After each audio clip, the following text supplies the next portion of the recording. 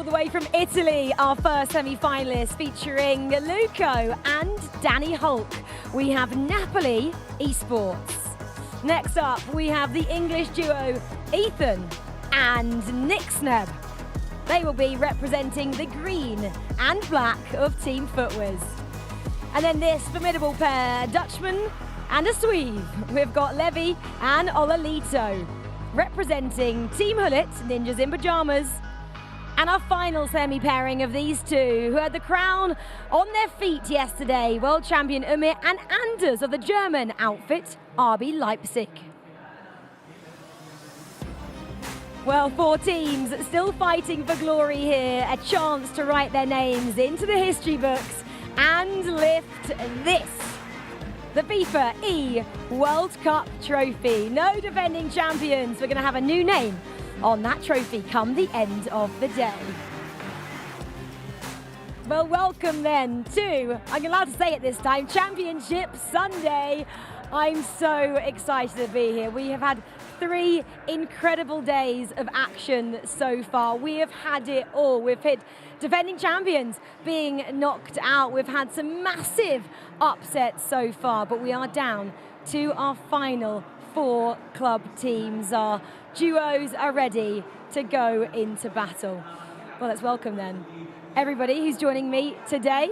Of course, we have Lee Demon Smith, we've got Mike Lavelle and Richard Buckley on the couch.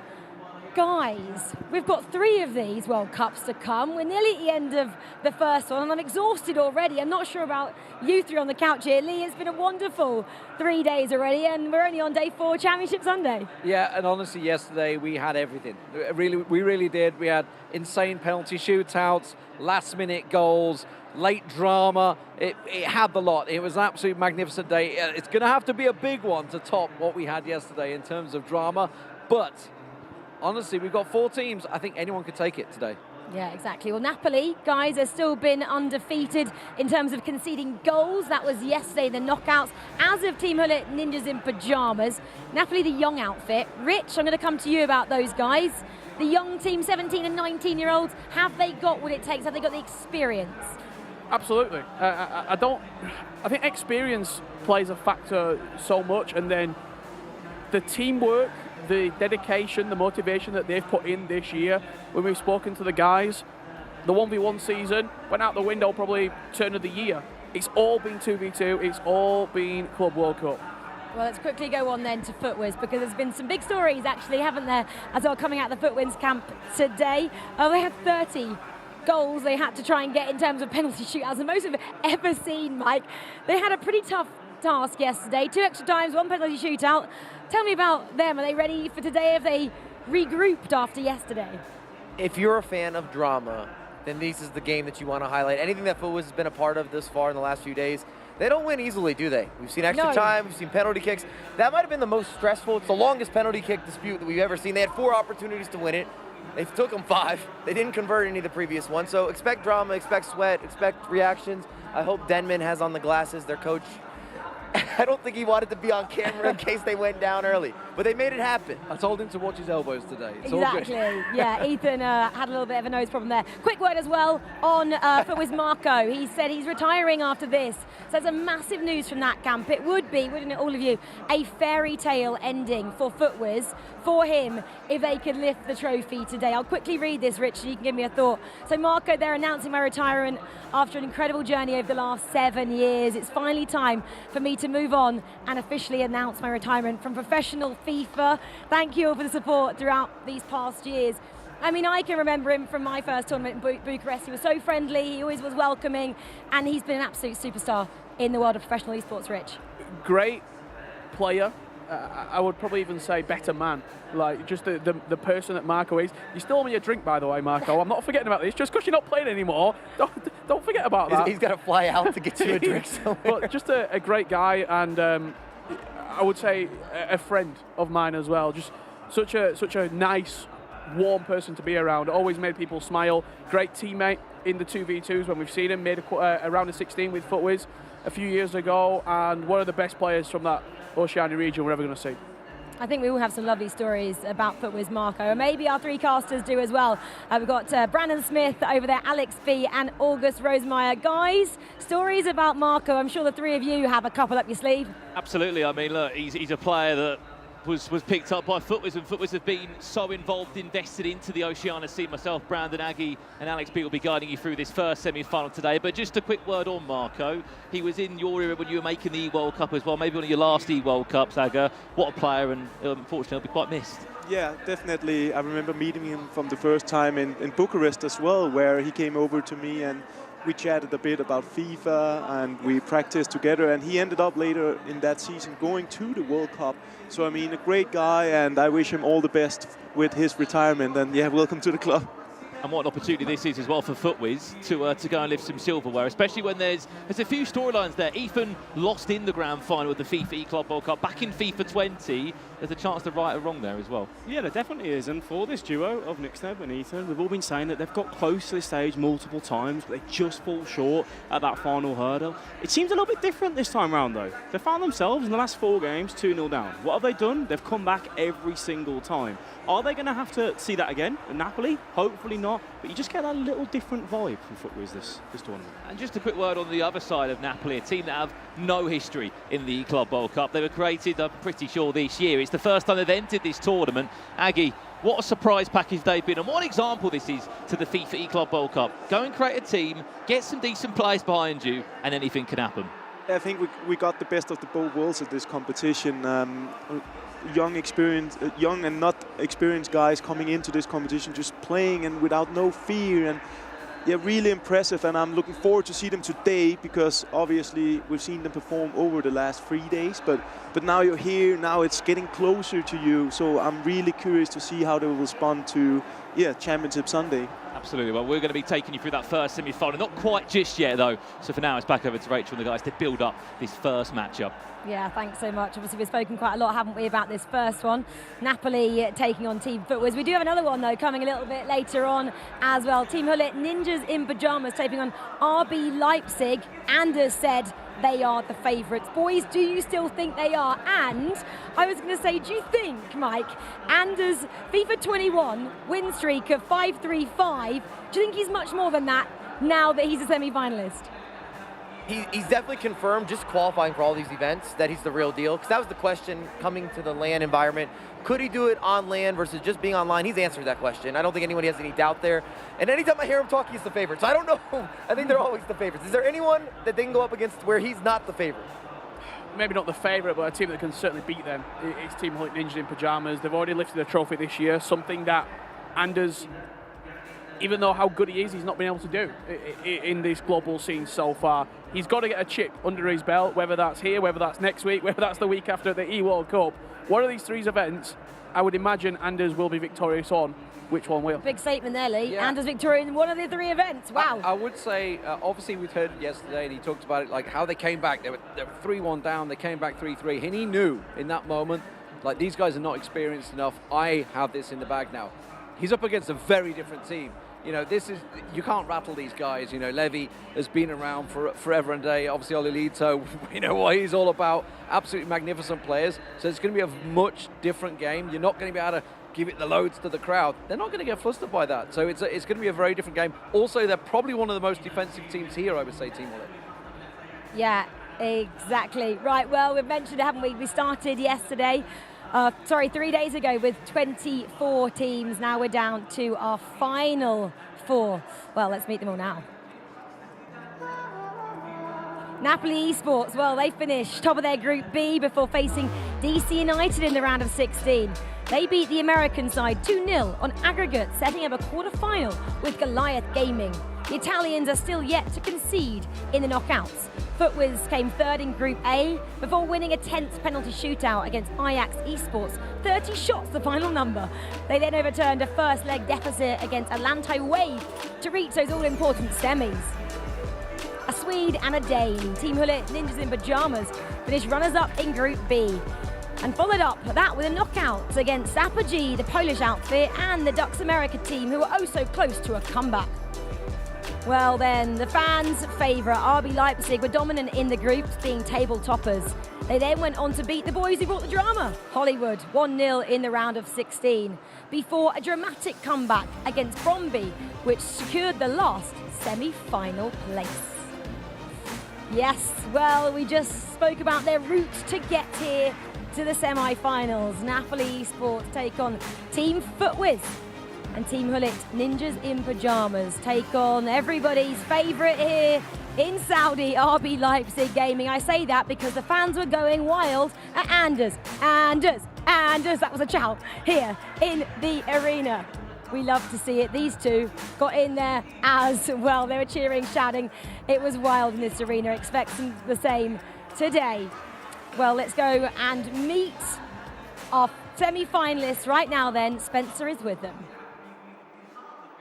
Yes, we're going to be meeting, thank you Rachel, we're going to be meeting our first semi-finalists very quickly. We've got the trophy here, look at it, it's an absolute piece of art. It is the FIFAe Club World Cup, and someone is going to be lifting that in a few hours' time. Could it be the team we're about to meet now? Please join me in welcoming to the stage, Napoli Esports.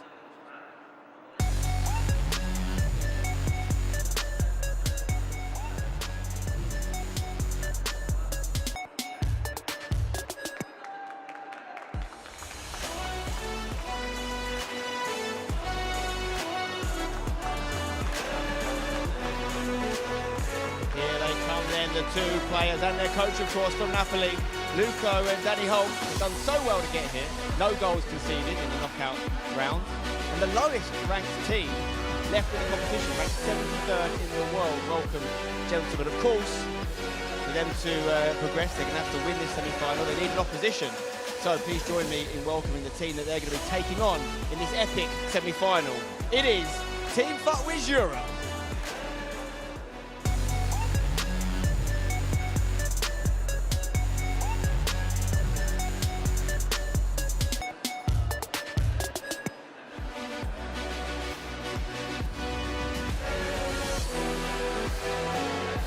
Here they come then, Ethan and Nixnev together represent the highest ranked team left in the tournament, ranked 11th in the world, and they're the top goal scorers in the knockout round with 7 goals across 2 games, both games going to either extra time or penalties. Welcome, gentlemen. We're going to do the coin toss shortly, but first I'd like to ask you a few questions.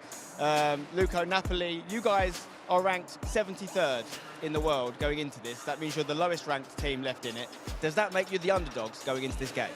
Yeah, we were the underdogs from the first moment, but now all the people know our potential, so we want to continue what we started.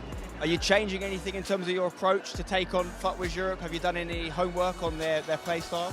We watch their games, but we will play like yesterday because we played really well, so we want to continue like this. Okay, that's Napoli, of course. Let's cross over the stage here and talk to the guys from FUTWIZ. Now, I just said that Napoli are the lowest ranked team left in the tournament. You guys, as a two, are the highest ranked, sitting 11th in the world going into this tournament. You also are the highest top goal scorers in knockout football. But some crazy games you had to go through. Some crazy games, but the world rankings don't really mean much here because based on the groups from knockouts gone, they're actually a better team than us. So it's all about playing our game now and how we know we can play and get a job done now. So you don't necessarily see yourselves as the favourites going into this one? I mean, on paper, people might class us as the favourites, but based on how this tournament's gone so far, I'd say they are. Hopefully, as long as we play our game, we'll be fine. Can you handle another extra time penalties? You've got the emotional power to go through it again. If it means we win, I don't care. Just get us through to the final. Can't take your eyes off the FUTWIZ games, guys. They've been epic. Of course, I'm joined by head referee James as well, who's going to do a coin toss for us to decide who kicks off in the second leg. James, if you just let us know, you've got a blue and a green-sided coin. Who's what side? Blue is Napoli, green is FUTWIZ. Okay, take it away, James. So blue is Napoli, green is FUTWIZ. It is green, which means FUTWIZ will kick off the second leg. There you go. There's proof of the coin toss. Thank you very much, James. Guys, you can make your way to your booths. Best of luck to both of you. Please go and get comfortable and get ready to play. So, Napoli versus FUTWIZ. It's a great game. I can't wait for it. Over to our casters to talk us through the action.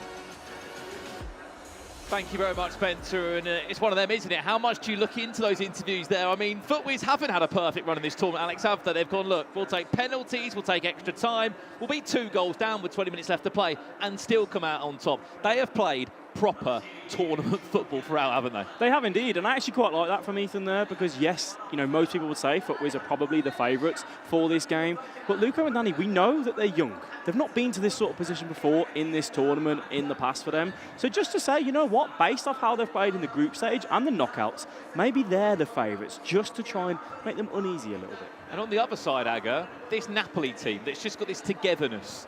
Underdogs, they called themselves. They have been the underdogs because no one expected this performance. They came out of a very difficult regional qualifier in the European south-east side of things. They stopped the likes of Reply Tottenham from getting here, AZ Monza, but they've never looked back since they qualified.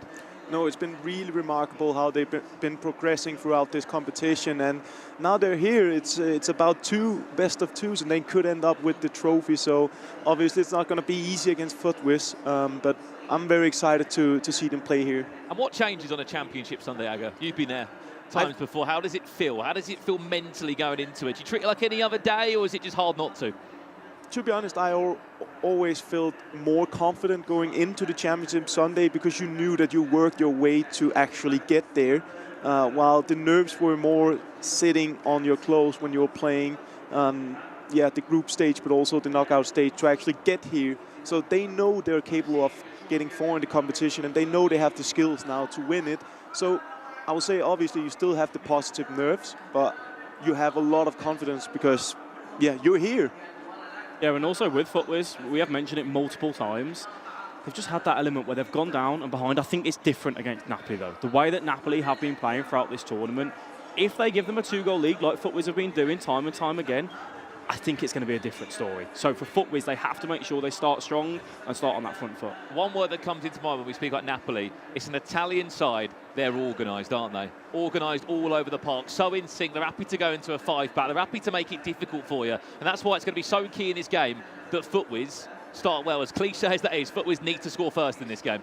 Yeah, I would argue they definitely do need to start first and get that goal, nice early start. However, for Napoli, though, if FIFAe can maybe take the game to them and make it 2-1, 3-1 at any point, we haven't seen Napoli have that kind of position where they've got to come out and say, okay, we're going to try and do that comeback. Have they got the ability to do it? If we get to that point, it's going to show that mental strength of both of these players if they can do so. One thing that we can tease people at home with, that there should be goals in this game from both teams. Although Napoli have had 2 clean sheets in their round of 16 and quarter-final ties, neither were that great in the group stage in terms of conceding goals. 23 goals conceded to only 24 that have been scored from FIFAe. They've never really outscored their opponents through group stages and knockouts, as you saw with extra time and penalties needed yesterday. And for Napoli as well, defensively, yes, they've looked organised in knockout play, but they can leak a goal or 2 as well. So we hope there's going to be plenty of goals in it. Yeah, and as we can also see here on the screen, we have the heart rate relatively calm for now, but it's definitely going to be up and downs. And I would like to see the heart rate if the games goes the same way as their games yesterday. But one thing I also noticed yesterday with Napoli was the way they managed their leads. Like, they kept so well with the possession and just waited for the right opportunity to go forward when they were in the lead. So even though they're very unexperienced on this stage, they definitely didn't play like that yesterday. They definitely didn't, and it just showing that, yeah, they might be young and they might not have been here in this position before, but they just play with that freedom. The one thing that, for me, that I've noticed so much about this Napoli team, they just have no fear. They do just constantly keep going forward. They want to score those goals, and yesterday, like you said, Aggie, they had that defensive display in both their knockout games to keep those clean sheets and put them through into the semi-finals. However, we could argue Napoli maybe, just maybe, have had an easier running than some of these teams throughout this knockout stage, obviously up against DC United and Goliath as well. 100 heart right there. That's pretty low. He's chill, isn't he? Luco is chill. I think, as we said, the crazy storyline here, Luco, 209th in Europe he sits right now. Danny Hulk, 190th in Europe. It feels like 1v1 FIFA hasn't been on their mind this year, Aga. It's all been about 2v2. Look, let's give this a real good crack, which has a risk as well if you put all your eggs in one basket in one tournament. They've done that, and it's worked out well for them. Yeah, and I mean, if you put your focus on a certain thing and you have some sort of advantage, because most of these guys here are qualified for more events, and maybe some of them were at the playoffs. At least I knew Ethan was there as well. So they have many focuses, while Napoli has been focusing perhaps on 2 versus 2 for a longer period, which give them some sort of advantage, you could say, in terms of preparation. So I definitely think it's an interesting fact, and I'm looking forward to see how this pan out. Just to get your thoughts on this FUTWIZ team one more time, Alex.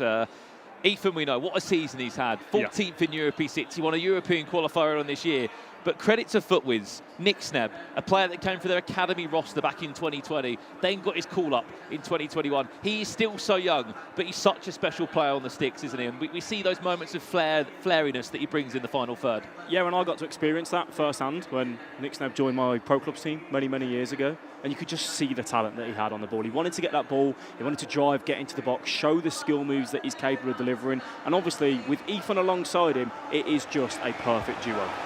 Well done. Semi-final time here in the FIFAe Club World Cup.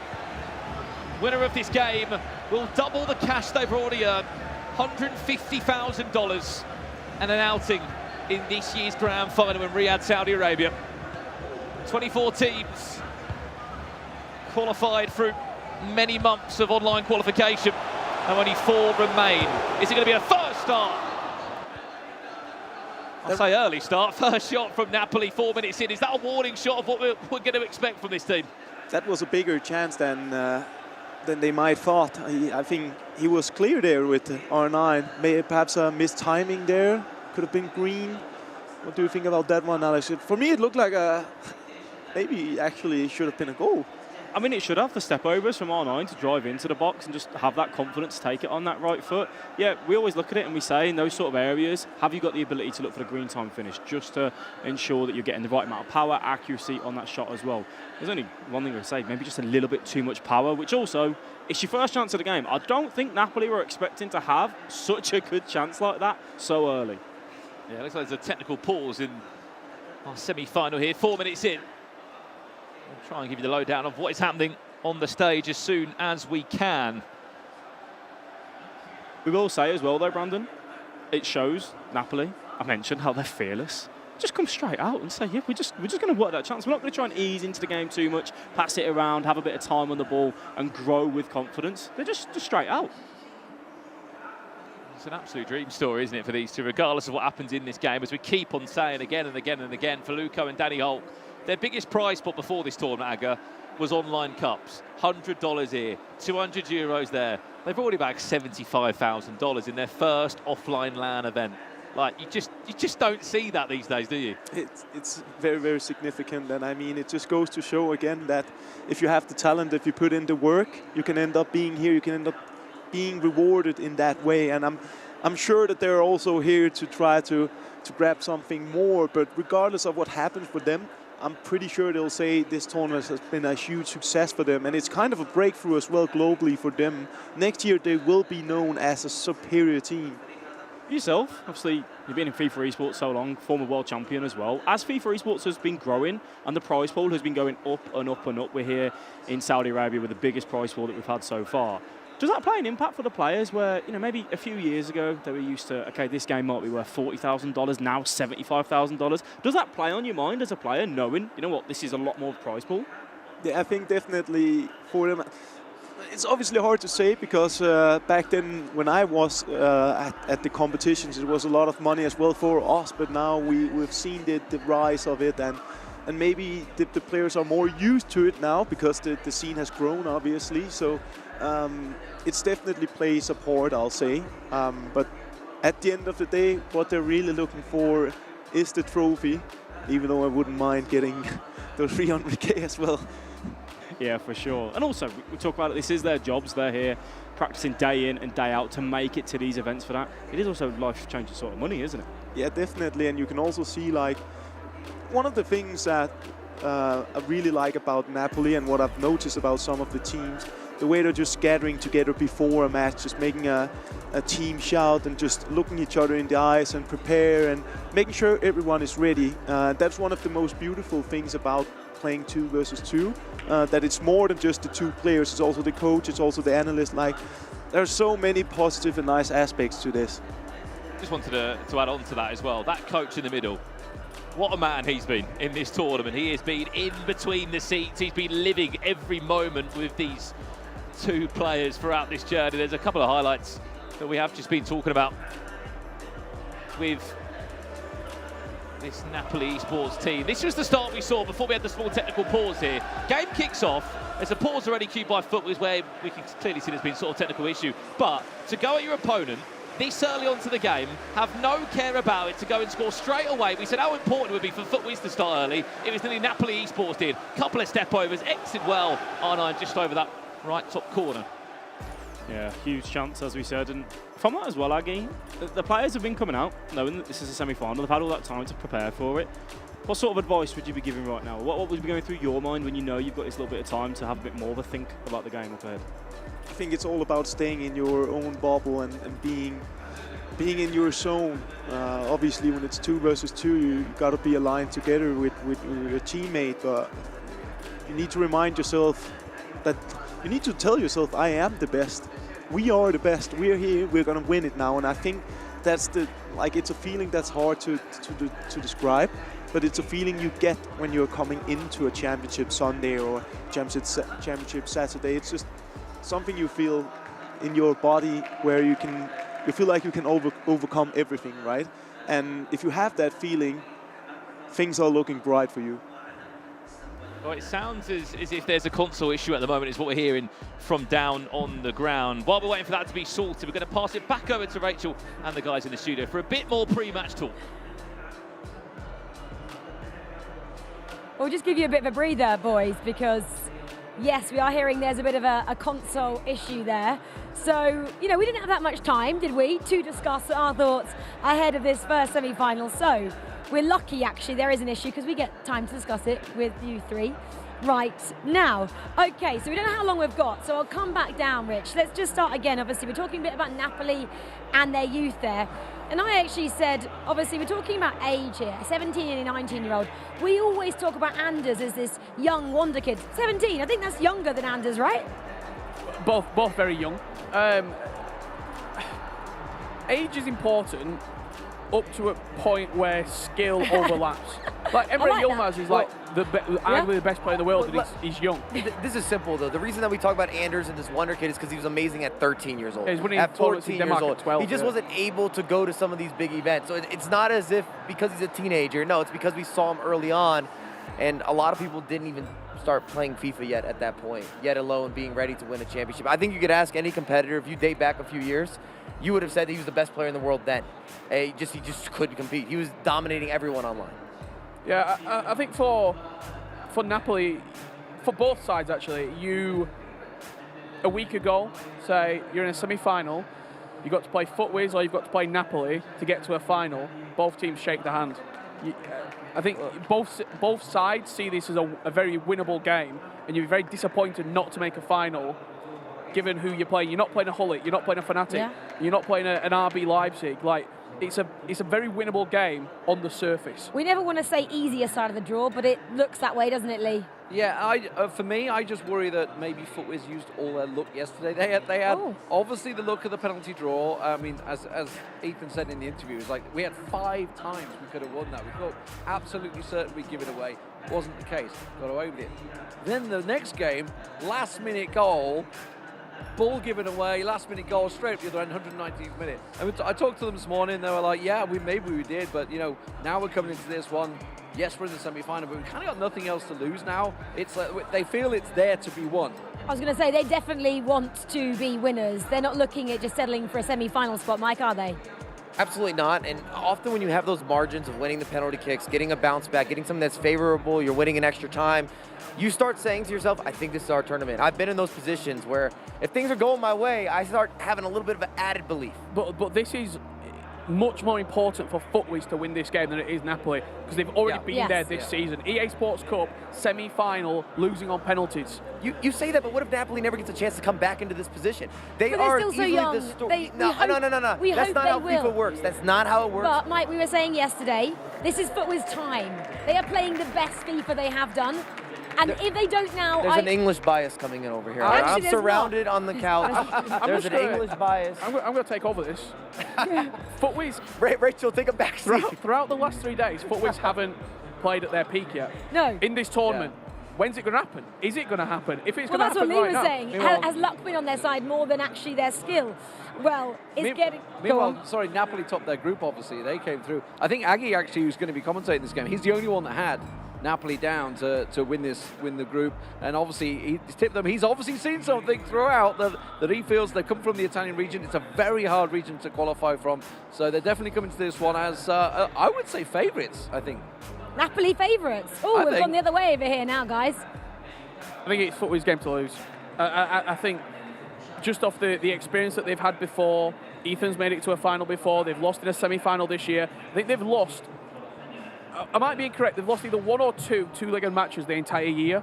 Like they're in regular time outside of penalties. They are so good, but I mean Napoli's not conceding knockouts. Like I want to see what happens. Libra Ninjas next one as well. Yeah. On paper, FUTWIZ, especially from an individual standpoint, Nick Sneb, Ethan have had both individual success. They've had 2v2 success. Coming into this with the experience, you're on the biggest of stages. It's Championship Sunday. You say clearly this is their game. I'll build off you. Their game to lose. But sometimes that can work against you because you have expectation. Rich, expectation is dangerous. I also, Rich, read into Nick Sneb's face when Sven was speaking to him a little bit about the penalties. I genuinely think he enjoyed that yesterday. I know it's obviously nerve-wracking at the time, but he looked like he would relish that opportunity again. Well, he may get a shot, mightn't he? Because this is going to be a close affair. Napoli taking on Team FUTWIZ in our first semi-final. I believe we are underway. Back then to our casters, Brandon, Alex, and Aggie. Thank you very much, Rachel. Thank you very much, Rachel. And yes, we are back for this semi-final finally now. There was a little bit of a delay. However, we are ready to get going now. Just a quick one from what the counter is saying. Is this FUTWIZ's game to lose? You know, is it? They're on a bit of a peak form at the moment. Will they get back to a top four again anytime soon? I think it's FUTWIZ's game to lose, 100%. We know how good this Napoli side have been, and I know Mike may disagree in certain areas there, but I do think experience plays a massive part. When you've been here and done this over many, many years, you can claw back on those experiences. Right now, for Napoli, they don't have that. They've never been in this position together. It obviously gives them so much credit, though, to how well they've performed so far in this tournament. Napoli, we'll just feel confident regardless of whether we think it's FUTWIZ's to lose or not. Yeah, regardless of how you perform throughout the competition, you always tend to look at earlier achievements and performances. FUTWIZ. Oh my, what is going on? What a start for the Italian duo. They had a chance 4 minutes in the first game. Then we had a small technical difficulty. We came back underway. And it's not taken long for the Napoli duo to get underway here. What do we say? The worst thing that could happen here, Alex, FUTWIZ go down a goal early. FUTWIZ carrying on with that same record they've had in those previous games, taking themselves behind. It was a ball that was just whipped in, and you think, oh, it's going to be dealt with. Defenders get caught, they fall over. Pogba, he's ready, he's there to pounce. FUTWIZ, not a great start. No, and just throwing the ball away there as well. Seems very, very nervy to start. Has been some questionable decisions, and I mean, we did speak about it. It's their game, arguably, to lose. Like, you're looking forehand on the paper, FUTWIZ is a more well-known team. It's two players who achieved a lot, who every player rates, while Napoli is more like everyone rates them and think highly of them, but they're relatively new, so you don't have the same info on them, and that's why this is their game to lose. But right now, I mean, Napoli is all over them. So aggressive in the final third, are Napoli? Just on that point as well, there's already been heartbreakers, Richard was saying. EA Sports Cup, they made a semi-final in Team FUTWIZ, losing to the hands of the champions that went on to win that tournament, TGNIP. That one was basically their ticket to this tournament. They had to go the long way, the hard way, battling through the European Northwest region where they came through of Manchester City. You have to remember some of the teams that didn't make it through that region. FC Twente, Team Hullet, that's Emre Yilmaz and Manu Bashir. They've had to fight their way through this tournament to get to this stage. Hence why it means that extra 10% to them also. Yeah, and also the way they performed throughout those many, many weeks of competition. That is one of the reasons why they are ranked the highest that's remaining left in this tournament, up against Napoli, who, yes, Ethan said rankings doesn't mean all too much, really. In the grand scheme of things, it's about how you perform at that tournament. But it does give credit to FUTWIZ of Nick Sneb and Ethan about how consistent they've been when they've been playing in the E Club World Cup championships where you have to have those playoffs, you have to play well week in, week out. They've done an excellent job of it. Well, building nicely in Napoli now. Doesn't come to anything on that occasion. Just some intel for those that are watching home, working out who is who. The team FIFAe from right to left. The captain in the team is Ethan with that blue cursor above his head, in possession now. Just passed it across to his teammate of Nixneb, who's got that sort of turquoise green above his head. On the other side, it's Luco, that is the captain with that red cursor. And sort of that orange circle will be Danny Hulk, the teammate of Napoli. And that shot doesn't really have any power behind it. It's the first shot registered from FIFAe. I don't think that'll be getting them excited at all. Not excited at all. Aggie, you've played 2v2 FIFA. You've been there, and you know exactly when you're having that discussion with your teammate about who is captain, because it's the decisions like the offside trap, the goalkeeper movement, when you want to go and change tactics and whatnot. How do you decide your captain? Who takes that decision to say, this is going to be on me, I'm going to be in control of this? I think at my last period in my career at Astralis, we had some discussion, but it all comes down to who are simply the best at it. Pele! With the first real chance they've had, that shapeshifter Pele just getting the ball on the edge of the box. A little skill move, to escape the on-tracking defenders. FIFAe straight back in the tie. As you were saying, Aga, please carry on. Yeah, I mean, this is exactly what we want to see from FIFAe. This is what they want to do. That's their game plan. That's where they're strongest, when they come into the box and they can start play with that fluidity, with the step overs, the skill moves, the reverse elastico as we saw there. That is where Ethan and Nixnet are almost out of this world.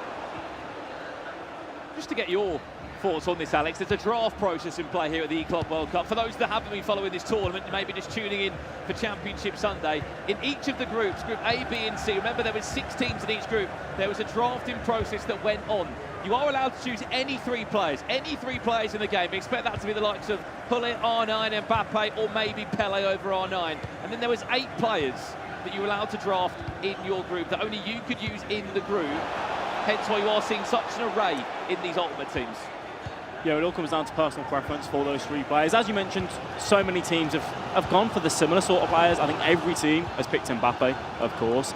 FIFAe, though, they went with the more defensive side and went with Virgil van Dijk, while as we saw Napoli pick up Hullet, Mbappe and R9. And I think that kind of speaks volumes to Napoli at what their game plan is throughout this tournament of scoring goals. We want the best players on the pitch to do so. Yeah, and there are 2 approaches, and I think either you're going with a more controlled and balanced approach where you don't take as many risks. But as we've also been seeing, we saw the defending champion Riders go out in the group, and the main theme there was that they didn't take risks enough, and that's also a risk by playing too conservative. So I really like the way Napoli has approached this competition, and that's why they're here, because they weren't afraid to take these chances to go offensive, to try to go for those extra goals. Sometimes that's what you need, no fear.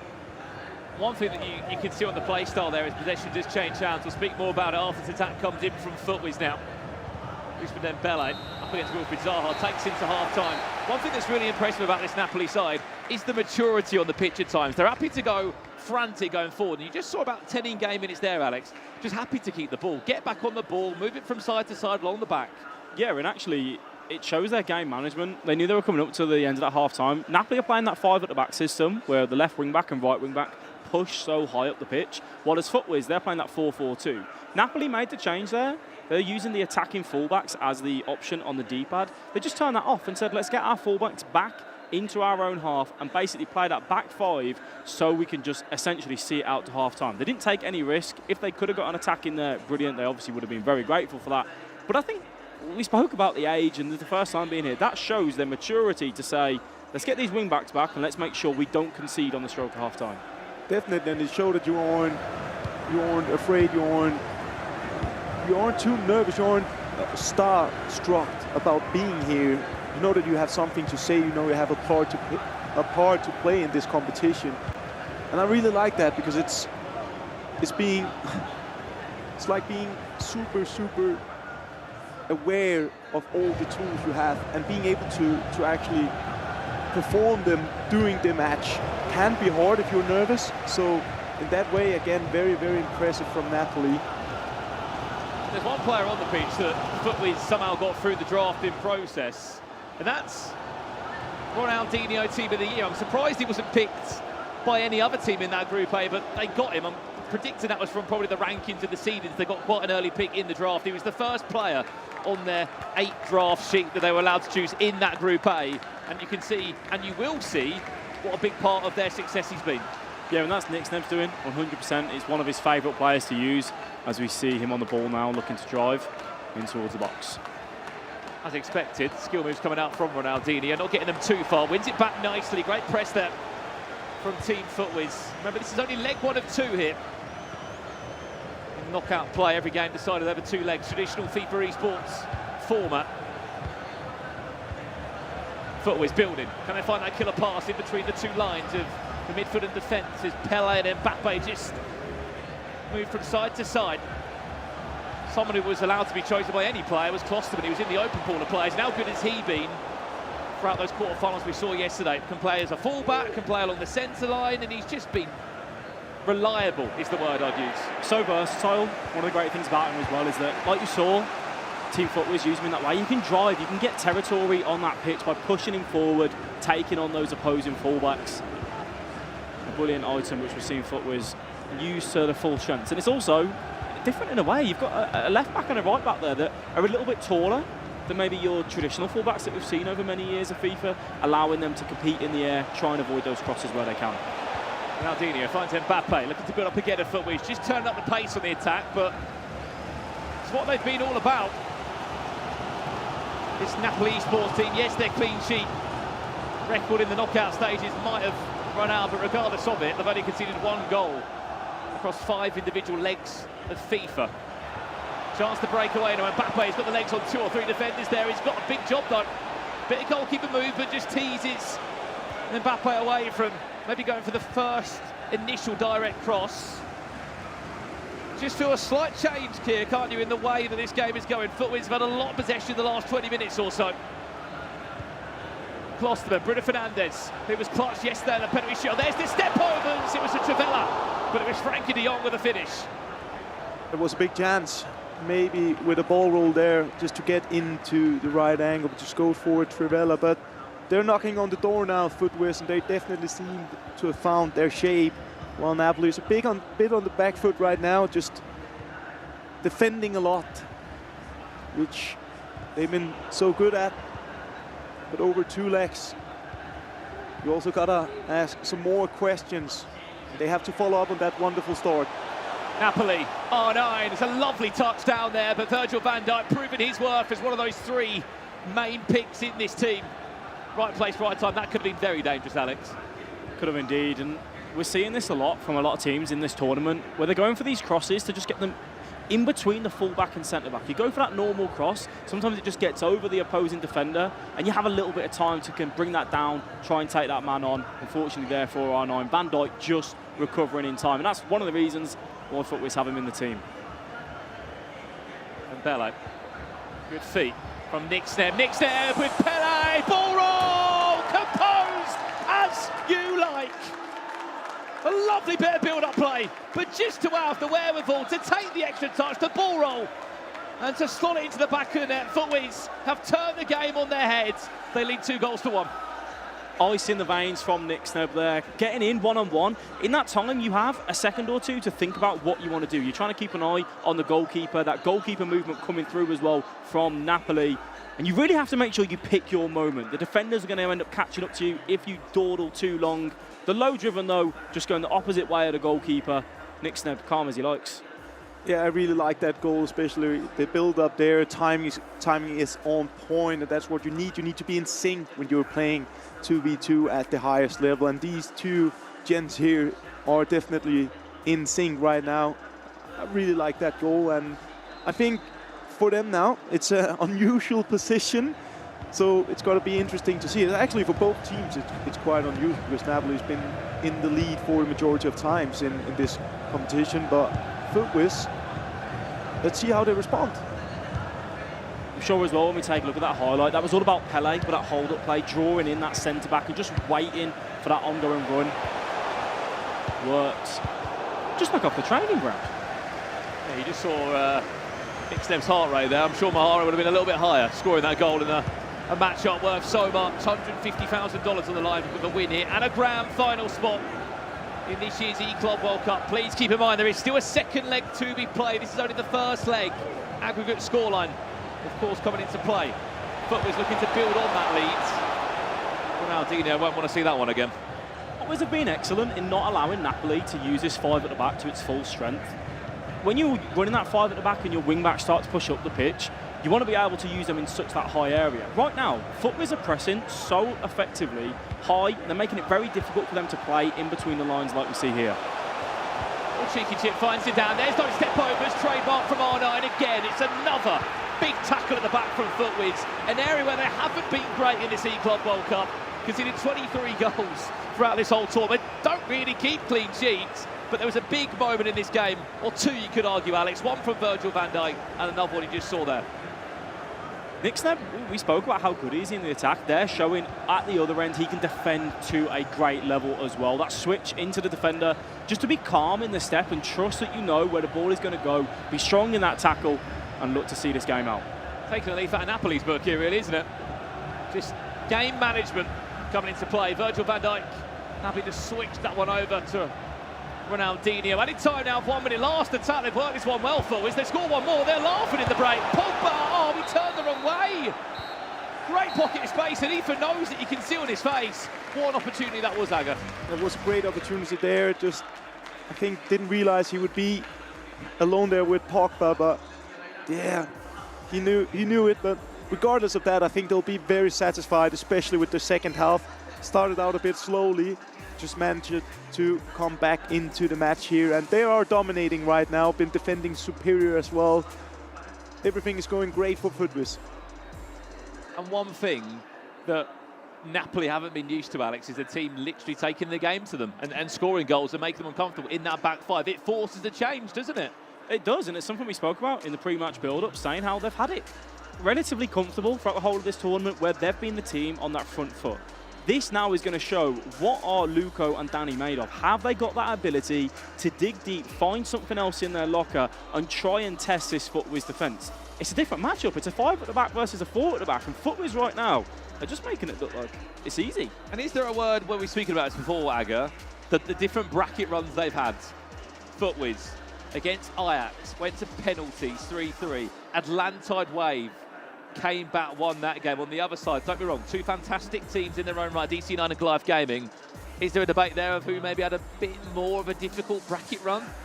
Yeah, I think definitely when you're looking on the paper, the majority would say that Footwiz's way to the semi-final has been more stacked in terms of household names, but not to take anything away from Napoli, because at the end of the day, you just got to win your matches and being here, but I think it's also the way that Footwiz won, which me and Mr. LeBill is speaking a lot about and very highly about, that if you have these big games where you come out victorious, you start to feel that this is your competition to win. You have the margins to go all the way, and right now certainly look like they're going to the final. 90 minutes away, Alex, but only one goal, as we've seen, is nothing from a team that doesn't like to make it easy for themselves to Team Footwiz. No, they definitely don't. Speaking to Denman, their coach, last night, saying, I don't want to go through it again. Can we just have a nice, comfortable win on the way to the final? But like Nick Sneb said, pre-match interview with Spencer, he doesn't mind how they win as long as they win. If they get through to that final, they'll take it all the way to penalties if needs be. Well, hopefully Denman will keep his elbows intact today. Poor Ethan got one of those in the face after a ridiculous ending to one of their games yesterday. We have got the highlights from that game that you may have just missed if you are joining us now. It's the UK esports organisation, Team Footwiz, that are leading 2-1, but they did go 1-0 down early on in this game, Alex. Yeah, and they showed exactly why they have got that ability to come back time and time again. Zaha whips that one in, defender Van Dijk just gets caught, Pogba is lurking, a fantastic finish as well. Ethan and Nick Sneb, they did look at each other, and that's something they've done so well. They just laugh it off, they carry on, they come back. Mbappe into Pele. The reverse Lasco, that's Ethan there, showing that even he is more than capable in that 18-yard box to dance and find a way through. And then this here was absolutely brilliant. That hold-up play from Mbappe, waiting for Pele to breach that defensive line, and then Nick Sneb, calm as you like. That's what 2v2 is all about, Aga, isn't it? Just being in sync with your teammate. Look no further than what Footwiz did on that second goal. That second goal was brilliant. I mean, the heel-to-heel there, the timing of it was so brilliant from them. And as we've been speaking about, it is two flow-based players who are extremely good at all the advanced things on the stick. So it's a great combo, it's a great duo, and often you see two kind of different play styles trying to find each other in 2v2, but these two are pretty similar and they somehow made it work. So it just goes to show that there isn't a perfect couple in terms of game styles. You can have two very flow-based players, or you can also have just a very balanced player and a flow-based player. Absolutely. Well, I believe the second leg has kicked off now, so let's get into it as soon as we can. Only one of these teams will make it through to this year's E-Club World Cup Grand Final. As we join it now. 2-1 is the scoreline. Team Footwiz this time kicking in their traditional black and green strip from left to right. Napoli Esports from right to left. You would not believe there is no affiliation to the football club. They're just an esports team based in Naples. Early start they'll be looking for. Mbappe! Two defenders there, had to just double up. Ethan and Nick Sneb just threw anybody in the way there, and it just did enough, Alex. They'll be very grateful to see the defenders get a vital block in there early on in the game. But Napoli, we spoke about, have they got that ability to bounce back? Can they dig deep? That there just gives them confidence to grow into this game and say, already, we've started off how we started that first leg on the front foot. Ethan in possession now for Team Footwiz. Not for too long, Paul Pogba. One of those players that's just caused nightmares throughout this tournament. He was in the open pool of players you could choose, Alex, and the recent promo item that he's had, he's just become a very usable, much more than a central midfielder. Yeah, he's been vital to so many teams throughout the recent weeks, but also as well, we noticed there the 5-4-1. That's where it has its con. Pogba picked up the ball, he only had R9 in front of him to play the ball to. Footwiz pressed, won that ball back. Oh, Nick Sneb. So close to finding the killer pass across the box. They're working in the smallest of areas with Mbappe. Well, that's what he's all about, isn't it? That's what he can do. Such a big repertoire of all the skill moves and the cancellations and the combinations. It's impressive, and you know that they're feeling it and they're starting to pull out these skill combos. Also Napoli here starting to be a bit more aggressive in pressing, which I think is necessary. You don't want to waste time, so to say, by playing too passive when you're behind in a game like this. You have to come forward as well, have to make your opponent feel that you're pressing. Footwiz on the hunt for a third. The third time in the Club World Cup. They had a decent run back in FIFA 21. It was during the online era, where it was their South American outfit. They actually got a top 2 in their regional finals. This is the furthest they have ever gone in an offline environment with an E-Club World Cup. This is brave from Napoli Esports, playing the tightest of areas, but they're happy to do that. They get themselves out of that spot of bother.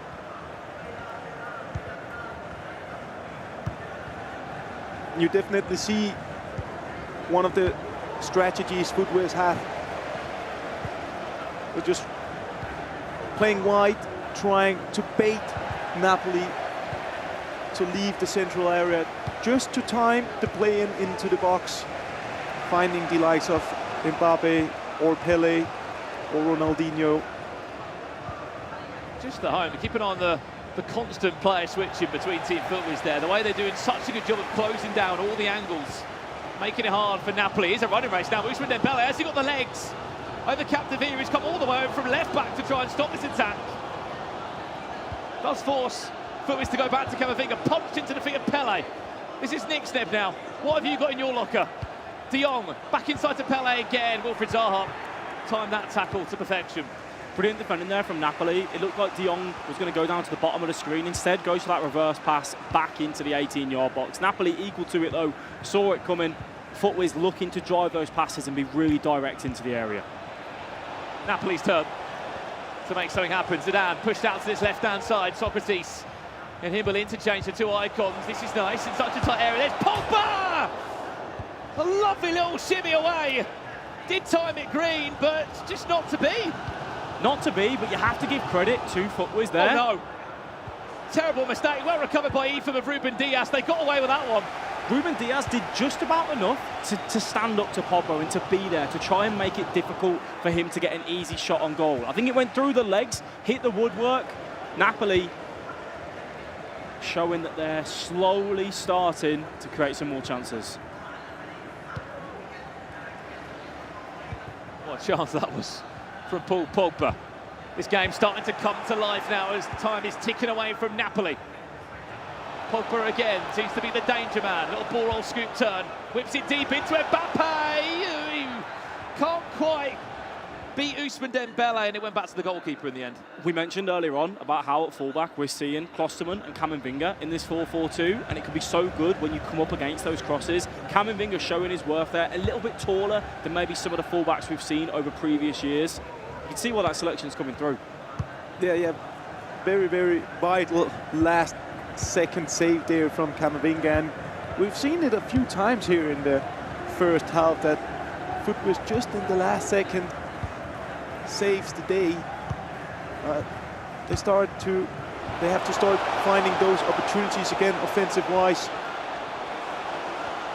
Nixneb dancing in the box. Can't tip out, there's Bruno Fernandes. You saw the idea there, just to drop the shoulder on Socrates. It's half-time we go. 45 minutes away, our team FIFAe from a grand final of the Club World Cup. Napoli, though, are still in this game, especially with the chance they just were able to create. Yeah, it gets to that point now, as we're coming up to the break to go into this second half. Conversations start to be had of, when do we change something? When do we come out of this 5 at the back? Or do we even come out of the 5 at the back? You think that's something, Aggie, that they will do? I think they will definitely change at some point if the result stands, and we also see heavy discussions here where they're trying to break down what do we need to do. I think we'll definitely see it within 25, 30 minutes going over to a 4-back line or a 3-back line even. Could be the 3-4-2-1, and just adding that constant pressure and trying to get back into the match. But I also feel like they ended up this first half of the second leg really well, just having those moments where it could have been a goal. So they're probably feeling that they should continue doing what they're doing right now until or if they don't score. And how hard is it as a pro in these environments, Hager, to not, like, in your head overthink that change? I think at this stage here you're so much in the game that you're not overthinking too much. You're not too stressed. But that will come, no worries. I think you're right, look. They're only one goal behind as we jump back into this one live now. Paul Pogba came so close to an equaliser in that first half. Team FIFAe was happy to play in no man's land along the back line. Sometimes you've got to be brave, and that's what Ethan and Nick's never happy to do. As you'll be impressed, you have to have confidence in your ability to, take out that man that's pressing you, Zidane. Klosterman with just that beautiful turn. It takes out that press, gives you time to then find the space out towards the wing or in the middle. Ronaldinho and Zidane battling. Falls back Kylie. There's Mbappe now. Nixneb so nearly finding a way around 3 players. We're into corner. What can we see here? Keep an eye on the players being moved around the front post and the back post. Ruben Diaz at the front post and the goalkeeper. Virgil van Dijk also looking to tease his run now. You can just see Ethan in control of him for a split second. Now they change. Van Dijk is there in the air. Doesn't come to anything, but the press is still on. Kimpembe into Hullet, and they play out of that spot of danger. Both teams have been so brave in those areas. They have, and FIFAe are quite happy at the minute, because if they put that press on and they force them to switch the ball, it just means they get all of their numbers back and they can just sit with that 4-4-2 and make it very comfortable. They have the ball, and this right now, you see the pause coming through from Napoli. They're looking at it and going, maybe we need to change something. We need to try and sit higher up the pitch and put that pressure on the opposing team. Well, we said, Aga, when that pause was going to come. 10 minutes in, there it is.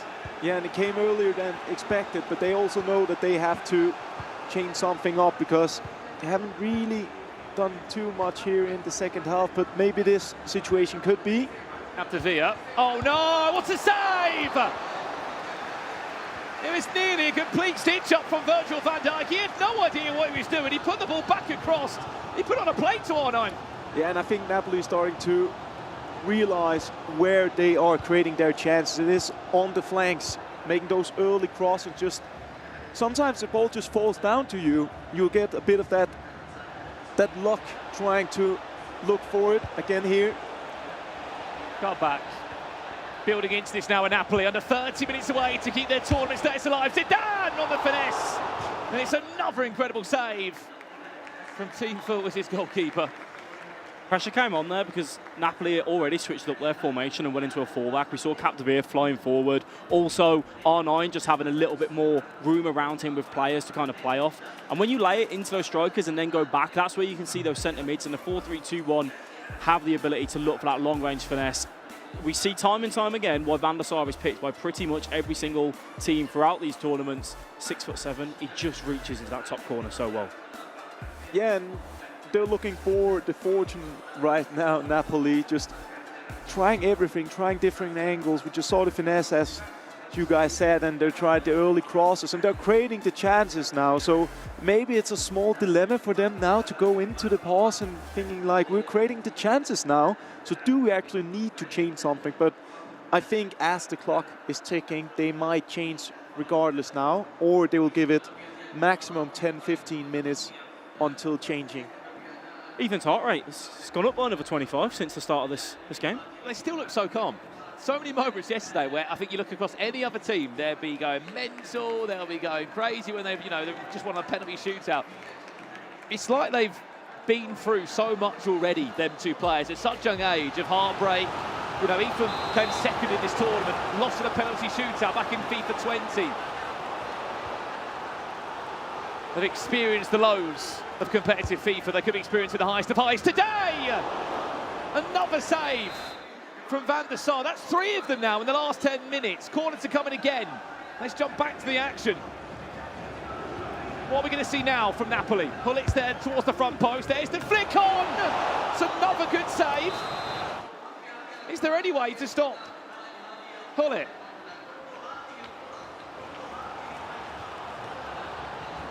Again, Hullit, front post. He's got 3 shirts around him, but there you go. Finally, someone could stop him.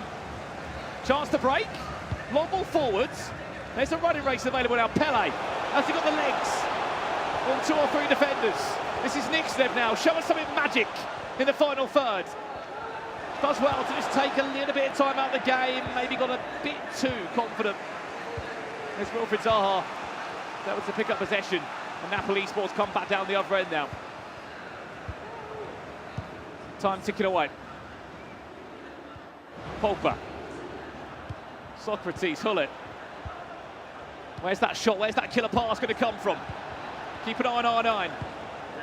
Omri, both queuing up on the edge of the box. This is a massive chance now. Can he break away with the legs? It's Paul Pogba. You want a player that's a little bit faster, but he's doing one hell of a shift there. Cutback available. There it is. There's Pele for Nixnev. Can't ball roll it through the legs of Wilfried Zaha. And again, we're going back down the other end.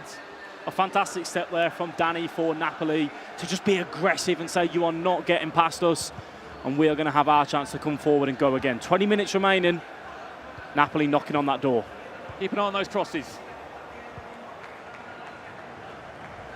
Omri tries to get back. He comes on late into this game now for Napoli. Socrates punches it into Mbappe. He wasn't confident enough. Was Danny Holt to turn his man there. Unbelievable chance now for Team Footwiz. Don't rush the ball forward. Game management now is what you're going to see, especially with all this money on the line.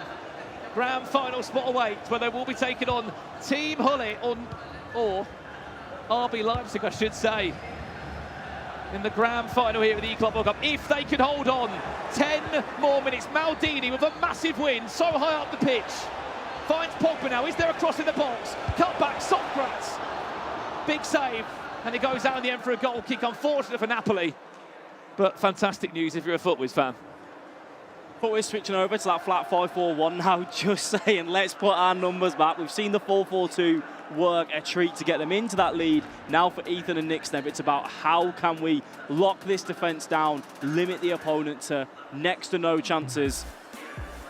It's now or never for Napoli. Yeah, it definitely is, and they're just prepping for the last tactics here because they have to throw everything forward, and I'm quite confident that they'll have a few more chances here because pressure is just so efficient when you put all those men forward. You can also see them here discussing, being very clear next to each other. We can see why Luco's the one that does all the talking, all the communicating. His heart rate, it's the lowest out of all four of these players right now. His teammate at the highest, sat in 150, feeling that pressure. Sure, will go up and up and up as this tournament gets to the final stages for one of these two teams. 10 minutes left. There will be chances, there will be moments. Who's got the bottle? That's the bigger question.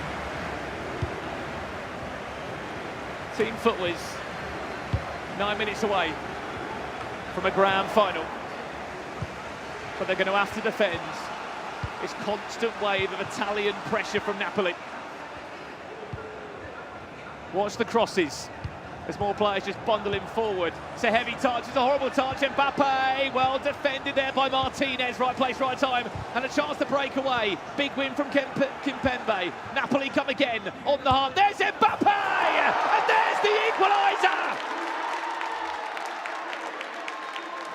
Back in the tie. They never said no. A loss of possession for FUTWIZ that has proven to be vital. The halfway line, they're trying to find their way out of that press that we saw from Napoli being more aggressive. Defender just stands up. Ethan's trying to go, are you going left, are you going right? Reads it wrong ever so slightly, but Napoli take that chance. All level. Yeah, and they've been knocking on the door. They had the clear chances in this second leg here, and also it got quite cagey and they started panicking, just not being able to get that ball wide, FUTWIZ, because when you're just losing the ball centrally, it can go so fast here, and that's exactly what happens. And yeah, kind of a deja vu here, just both with the players opposite. a bit more excited, aren't they now? Yeah, and it's the opposite, because FUTWIZ were the team that actually managed to come back all the time, but now they throw the lead, so very interesting. They never make it easy, FUTWIZ, do they? No. As much as right now, they're obviously going to be having those conversations. It's 2-2. They've gone to extra time. They've gone to penalties. They know what they need to do should it go that way. However, I did just want to say, Danny, heart rate was up at 180 then. That was me on the treadmill yesterday morning. He's just playing FIFA. I can imagine that late goal just sparked the heart rate for both of them too. As you can see, the Saudi fans slowly building up here in our championship final day. We've got about 7 minutes left, I believe. Sorry, less than that now. About 5 minutes of normal time here. Is extra time on the cards again here in Riyadh? More drama at the Club World Cup, or is there a late winner? Team FUTWIZ could have this last attack, but it has to be perfect. Show us what you've got. Not that. Definitely not that. Not the possession loss you want to have at this stage of the game. You want to be able to have that last attack. Let's see if they can solve this pressure. Napoli, patient, and we know this. Just gonna wait things out, go for that last attack. Added time of 2 minutes is a generous added time period. That gives plenty of time for Napoli. Socrates, pull it, Mbappe. Henry, big switch of play. There's the flick on. This could be Scene's last chance of the game. Defend it well. Extra time is needed. 30 more minutes will be needed here. We'll have a breather just for a second. We want to bring two people into this conversation. Richard Buckley, Michael Bell, what's been your thoughts on this one? Brandon, I've been watching it through my fingers. Rich, you called it. You knew that Napoli were going to get a chance, and it was if they took that chance. There were just too many stray passes, Mike. Well, it's also FIFAe. I don't expect the game to not have extra time. Maybe even some penalties. Why not add it into the equation? It's beautiful step overs there. Change of direction, left foot, Mbappe, goalkeeper, down bad, down packed. Couldn't do anything with it. He messed up on the step overs maybe 2 minutes before, and it was a bad choice. This time he hit the step overs, got the acceleration out of it, and we're going to extra time, somewhere where FIFAe's almost come into their own in extra time. It just seems like it has to be part of the FIFAe narrative. So if you're a fan of FIFAe, obviously don't turn off the TV, don't turn off your screen, but you should be optimistic. This has been working out for him over the last few days. Guys, we're about to get underway in extra time. Brandon, Aga and Alex, enjoy it, 30 more minutes. Yeah, thank you very much. We'll try to enjoy. We've just got our breaths back after an action-packed last 10 minutes or so. This has been the story of Napoli, though, Alex, hasn't it? They just never give up, do they? A team that no one expected much from. They fought their way, as we said, through the European southeastern side of the regional qualifiers. First ever offline tournament for those two. And you just don't know what to expect. No one knows what to expect from this team. I've said it time and time again over the last 4 days. Fearless. This is FIFAe. They know how good they are. They're just saying it's fine. We'll go through. We'll come back from behind should we need to. Taking it into that extra time. I do want to draw attention though, because Napoli have been applying that pressure, they've been aggressive in that press. They've made their 5 substitutions. Stamina bars on that defence are looking a little bit more shaky for Napoli. Should FIFAe have fresh legs in that attack and get up against Maldini, who's going to have a lot less stamina, you might see an attacker just burst away. Well, one thing you may have just seen on your screen, there's been a handful of changes. Here's one now, Paul Pogba for Team FIFAe. Oh, what a save from Courtois. The shot was in time, but regardless, it was a ridiculous save from the Belgian shot stopper. Huge save there from Courtois. It was almost perfect from FIFAe. The time to pull roll in, go for that Trivella to that far post. You're just expecting to see the back of the net ripple. Courtois stands strong. Napoli, very grateful for that. As I wanted to say, FIFAe's being very generous on the substitutions that have just come on, a handful of them on the pitch, including the likes of Hugo Lloris. Yes, believe it or not, playing as a central midfielder, he is. Omri, Messi comes on. And I think Martinez at the back, that was a change that's made in the normal, regular 90 minutes. We've got a free kick here from the edge of the box, 30 metres away from goal. They play it short to Van Dijk, then they'll look to recycle it all the way back around. Already 10 minutes gone in extra time. They'll be thinking in the back of their mind, surely not more penalties after the penalty whirlwind we experienced yesterday. 30 plus penalties between them and Ajax. This time it's a very different game. Napoli getting their first real taste of possession in this first half of extra time. Their foot was just starting here at the extra time with that chance, and I mean, I can't help wonder if that shot would have been green, if that would have been enough. Maybe that's just the occasion now. You are more nervous, you can see it as well here. No one really wants to take those risks, but just as I say that, team press comes on. It looks like it's the case for Napoli. We'll play for the last chance of the half, which is a ballsy move if it goes wrong. Flick on, there's the run, there's Benzema, one of their drafted players, keeping teased off his line, power shot from Benzema. Pulls a big save out from the goalkeeper, out we go to a corner. Both players just look at each other now for a bit of advice on what you want to do from this corner. Benzema's in there, he just came on in this extra time period. Watch his run towards the front post. There you go, you can see now the blue cursor above his head, that's Luco controlling him. Danny Holt actually will go towards the front post. Manuel Neuer potentially scoring a winner. Great save from the goalkeeper, but this is what you're looking at. The recent shapeshifter promo has given goalkeepers a new breed of life. You can see the game plan already from bringing on Manuel Neuer in that extra time.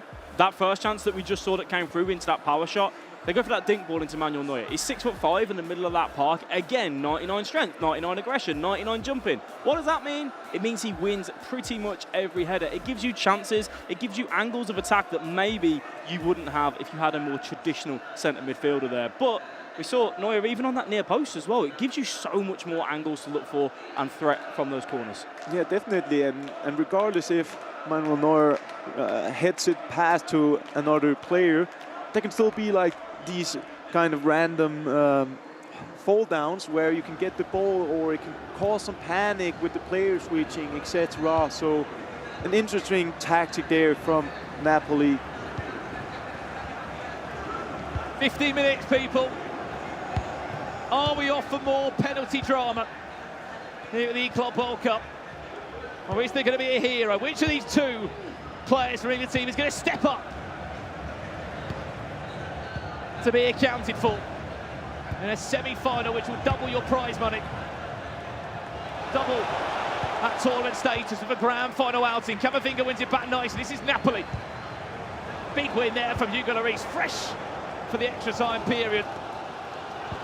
Offering you a box-to-box midfielder.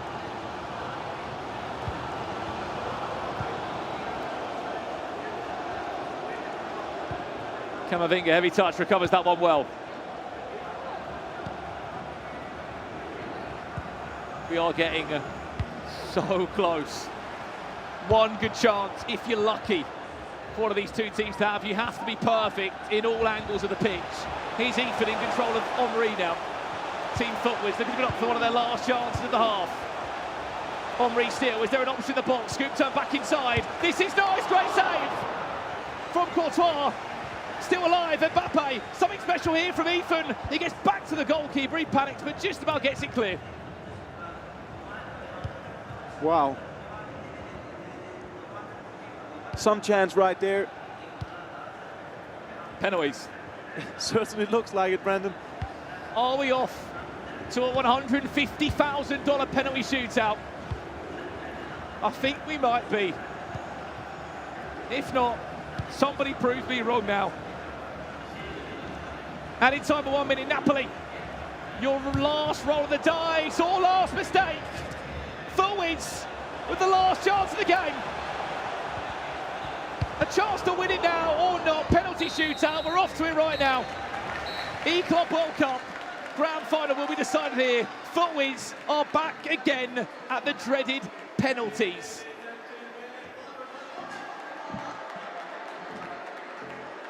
Footwiz score the first one. Manuel Neuer now steps up for Napoli. He does score as well.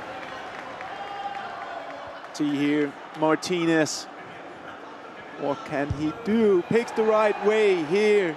Gets the goal for Footwiz. Napoli to bounce back now with Benzema. Save, Van der Sar!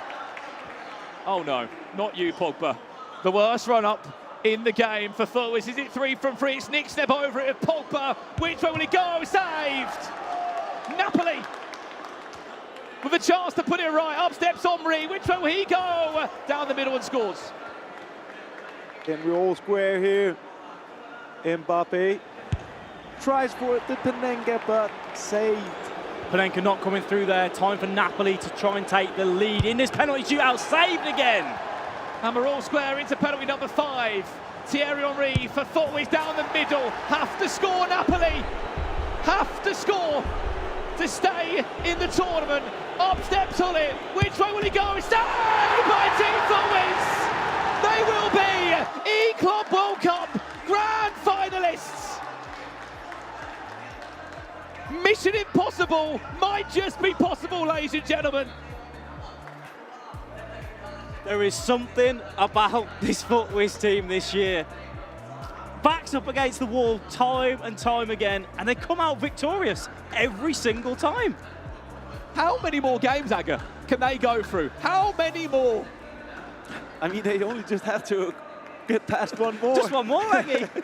But heartbreaking, obviously, for Napoli. I think they approach this match amazing, and the entire competition, obviously, for Footwiz, remarkable. And once again, those margins, they're going Footwiz way. Yeah, they certainly are indeed. I mean, look, at least this time they didn't have to go through 2 rounds of penalties, but there is one team that's in the grand final, and Spencer's got the latest with them now. Wow, guys, you've done it again. You could win this whole thing without winning a game in normal time in the knockouts. Is that the plan now? Honestly, it's so concerning, but like this one, it didn't even feel surreal. It actually felt normal because how concerning it is. Extra time, penalties. It feels regular to win like this now. It's so weird. I thought this might be where you came undone because the other two, you came back from losing positions. This time you were in the lead and they got back in the game. Did that feel different going into extra time and penalties? Yeah, it did feel a bit different that like we kind of threw the game away, but then made back in penalties. But as I said earlier, just win the game. That's all that matters. But I don't know how much more I can take of this. It's just penalties every time, extra time. Like one mistake and you're out. Like one good thing, like you're through. Like it's margins, and hopefully the margins on our side. At this level, it really is, isn't it? I mean, that's a $150,000 game you've just won, by the way. Could go up to $300,000 in the final. What would that mean to you? It'd mean a whole lot, but like I said yesterday, it's not about the money, it's about winning the tournament. That's the main aim. We want to win this tournament. We're the best team. Is that the biggest moment so far in your FIFA career, would you say, that game there? Or is it still to come? Hopefully, it's still to come, but right now, absolutely. Well done, guys. Have a little bit of a rest, but not too much of a rest. We're going to see him in the final shortly. Of course, though, with the winner, we do have a losing team as well as I cross into the Napoli booth here. Guys, commiserations. It's an unbelievable tournament from you all. I know you're going to be feeling upset now, but do you think in time you'll be able to look back and be proud of what you've done here? Yeah, we are so proud of what we have done. It was a long journey. We did very well. We are sorry for the people who support us because they are our biggest strength, but we will come back stronger. What does the future hold for you guys? Because you're a new team, a young team. You've been so impressive in one of your first real big events. Like, how bright is the future for Napoli? This is only the beginning and not an end, so we will do better and better. And do you want to give a shout out to your coach here as well? Because I saw him get really involved in the game. You've got a great team here, not just the two players, but the whole squad helping you get this far. He is not our coach, he is our father, so he's a really special person.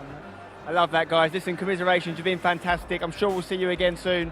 Napoli Esports, everybody, unbelievable tournament from them. They were the lowest ranked team going into the knockouts, and it was only penalties that stopped them getting into the final. But we know Team FIFAe Europe have got a final spot. The question is, Rachel, who's going to join them? Oh, thanks so much, Spen. Yeah, commiserations for Napoli there, but top 4 in the world in their first international event here at the FIFAe Club World Cup. Is pretty special. We know they trained for this event and it certainly paid off, but we have to now talk about Team FUTWIZ. They've already played 13 matches, guys, on the way to getting here. They have one more to go. Lee, what a journey they have had so far over the course of the last 4 days. Yeah, I mean, Ethan just said it himself. It just feels normal now. It's been an incredible journey.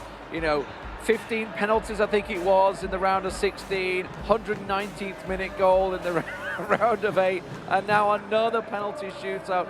Magnificent stuff. Let's look at the goals, obviously, from that game, because honestly, I gotta feel Napoli were the ones putting the pressure on towards the end of that match. Rich, I felt the pressure really came from Napoli. It was the second half of the second leg there. For about 60 minutes onward, they just looked like a different team. Well, they had to as well. Like, they're going out, if not. Very similar. Whenever you're in a losing position, it's pretty simple, the aim. You just got to press. You put the tactics on, you put the instructions on. It's a very simple mindset. And there was a change. FUTWIZ have played majority of this tournament in a back 4. They switched to a back 5 to try and protect the lead. It just invited a little bit more pressure onto them into that second leg. But, I mean, Team FUTWIZ, it's not luck at this point. They stay in the games. They've conceded first in nearly every single match, but they never get blown away. They're always in the game, they stay in the game, and they peak late. Talk about being able to deal with some adversity. But it's kind of a double-edged sword, to your point. When you switch to the 5 at the back and it works, we all say, whoa, what a great decision you made, or maybe we don't even address it. However, when they concede, then we say, oh, you had too much pressure, you invited that pressure, and it gets a lot more difficult for you. We say, maybe you should have stayed like that. So if it works well, maybe you don't even get the compliment, we don't even mention it. It don't matter. They got the result. They got the result. We get a couple more highlights here. This is the Napoli goal to level things, Mike. Yeah, just a gorgeous step over, change of direction. It's quick-witted. It has that diagonal. You set yourself up with Mbappe, top of the box, and it gives you a little more of a 50-50 with the goalkeeper movement they chose, right? And then we went to penalties, of course. I mean, it took us to that. Rich, I'd have said I wouldn't have blamed Footwiz, I'd have blamed Pogba as well if that hadn't have gone their way there. That's where I was going with that. Let's have a look then at that penalty shootout. So the last two, the deciding penalties Hopefully as well. not Pogba's run up. We're going to be here for a while. Yeah, this is Nick Steb here, stepping up from the spot, slams it straight down the middle. After they just had a Panenka down the middle saved the last time around, and Napoli eSports step up, score to stay in it, guess the right way. Ethan dives to the left. Edwin van der Sar, the hero, and Team Footwiz go through. I love the mind games of it as well. You know, purposely go over to the left to be like, yeah, no, look at all this space. And off he went. And he'd done it a couple of times before. It paid off. Sometimes it hadn't worked, but it's the mind games in the penalties. And as Ethan said, they're experienced in it now. They've been there so many times. They have been there so many times. Obviously, penalties yesterday, we spoke about that record-breaking maybe 30 goals needed in that penalty shootout for them to find their way through. Now, Mike, I'm going to ask you this one as a pro FIFA player yourself. When you've done 13 matches, do you get drained at this stage? Obviously, weekend league, you play loads, but it's a lot to go through. I know it's 4 days. Are they tired yet? I was going to say, if you had to do all those games back to back to back, of course, mentally fatigued, you probably have so many struggles as well, considering they always go to penalty kicks. But at this point, you're rolling with the adrenaline, the heartbeat or the heart rate is up. And now they're just going to be thinking about, can we finish this in the finals? I don't think there's any sort of mental fatigue or some sort of issue in that regard. If anything, you start feeling this is your tournament. I feel like we thought it was their tournament. It feels like the writing is possibly on the wall this year for Team Footwiz. They are our first grand finalists. There they are. I hope they're looking at that on a big stage, actually, just to prove a point that they've got so far already in these 4 days. Yeah, we talk about luck, but you still have to perform at the top level, Rich. EA Sports Cup, Team Hulk Ninja Pyjamas beat them on penalties to get an auto spot here to the Club World Cup. All the way back, January 16th, that happened. Here we are now, 6 months later, they've done it on penalties, and it seems to be the tournament of penalties. Crazy how the story turns out. So you're saying you think they want to face them, or they prefer to face RB Leipzig? I think they match up nicer against Team Hulk Ninja in Pyjamas. I always think they'll be in the game. I also think what Leipzig can do, which none of the other two teams have got in the locker, is a 5-6 goal blitz of a flash where you're always going to be in the game against Hulk Ninja in Pyjamas. You might be out of the game by half-time against Leipzig. Yeah, well, we'll have to wait and see. We have one more semi-final underway. We can have a quick look at the team's statistics, actually, as well, coming into this second semi-final. Well, these boys, we know how good they are, and they've been developing, haven't they, over the past couple of years, Mike, to get to this point. And I'm telling you, out of all the teams here, they have the most experience, and they have the most success. So don't read into that world ranking of a 18. That doesn't do justice. These guys already won an event earlier, an event that Leipzig took part in. Lee, they got to this very spot last year as well. Couldn't make it further. Yeah, absolutely. And if you look at the stats, this is my worry, right? Okay, going into this game, if they go 2-3 behind, average goals 0.7, they don't score that many, but they're fantastic at defense. So if they can lock them down, that's great. But if they can't, it worries me. During all that, while that penalty shootout was going on, while the excitement of reaching the semi-final, Anders was sat behind us with his coach watching replays. They were not watching the penalty shootout, they were just watching replays. Well, do you read into that much? He's a complete expert, he's young, and he's already doing all his homework to make sure he's a world champion. I think we should bring in the coaching to this as well. You saw Renzo there. I guarantee that Renzo will have something packaged with Alito and Levy to try to counteract a fast-paced, high-tempo game, because we know that's what Leipzig wants. And at the same time, Daniel from Leipzig, their coach, is going to be trying to push some sort of pressure-based agenda.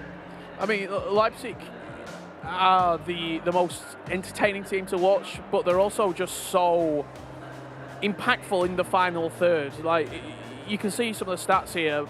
Average shots, 4.7. They showed they can face adversity as well, which is something that a lot of question marks are about. When they go down a goal or 2 goals, is there a self-implode? Is there potentially a self-destruct button there? They kept composed. They got back in the game against Brøndby. I also think that is an individual case that we'll look back at and go, when Anders really wants to beat his opponent more than anything else, you might see a little bit of that extra spice in there from Anders. And we haven't heard the Saudi fans, but they're here. In fact, there's more Saudi fans here than there were throughout the entirety of the week, and they're here for Anders. I'm just going to throw that out there because he likes the energy in the room. Can I quickly say as well it's a coach off, because I think these are the best coaches I agree. in FIFA esports. Maybe they take a scalp, whoever wins this gets to the final, we kind of go, oh, maybe they are the best. The most successful players with these two coaches, so I would say that stands as an objective view of the best coaches. Well, we have 2 mini competitions running in this semi-final then. Well, get yourselves ready. Semi-final 2 is coming your way. Let's get ready then to welcome, Spen, our next 2 clubs. Thank you, Rachel. Yes, just 2 games between now and when someone will be lifting that epic FIFAe Club World Cup trophy. I'm so excited. This next semi-final is going to be a massive one. Please join me in welcoming our first semi-final team to the stage. It is Team Hullet Ninjas in Pyjamas.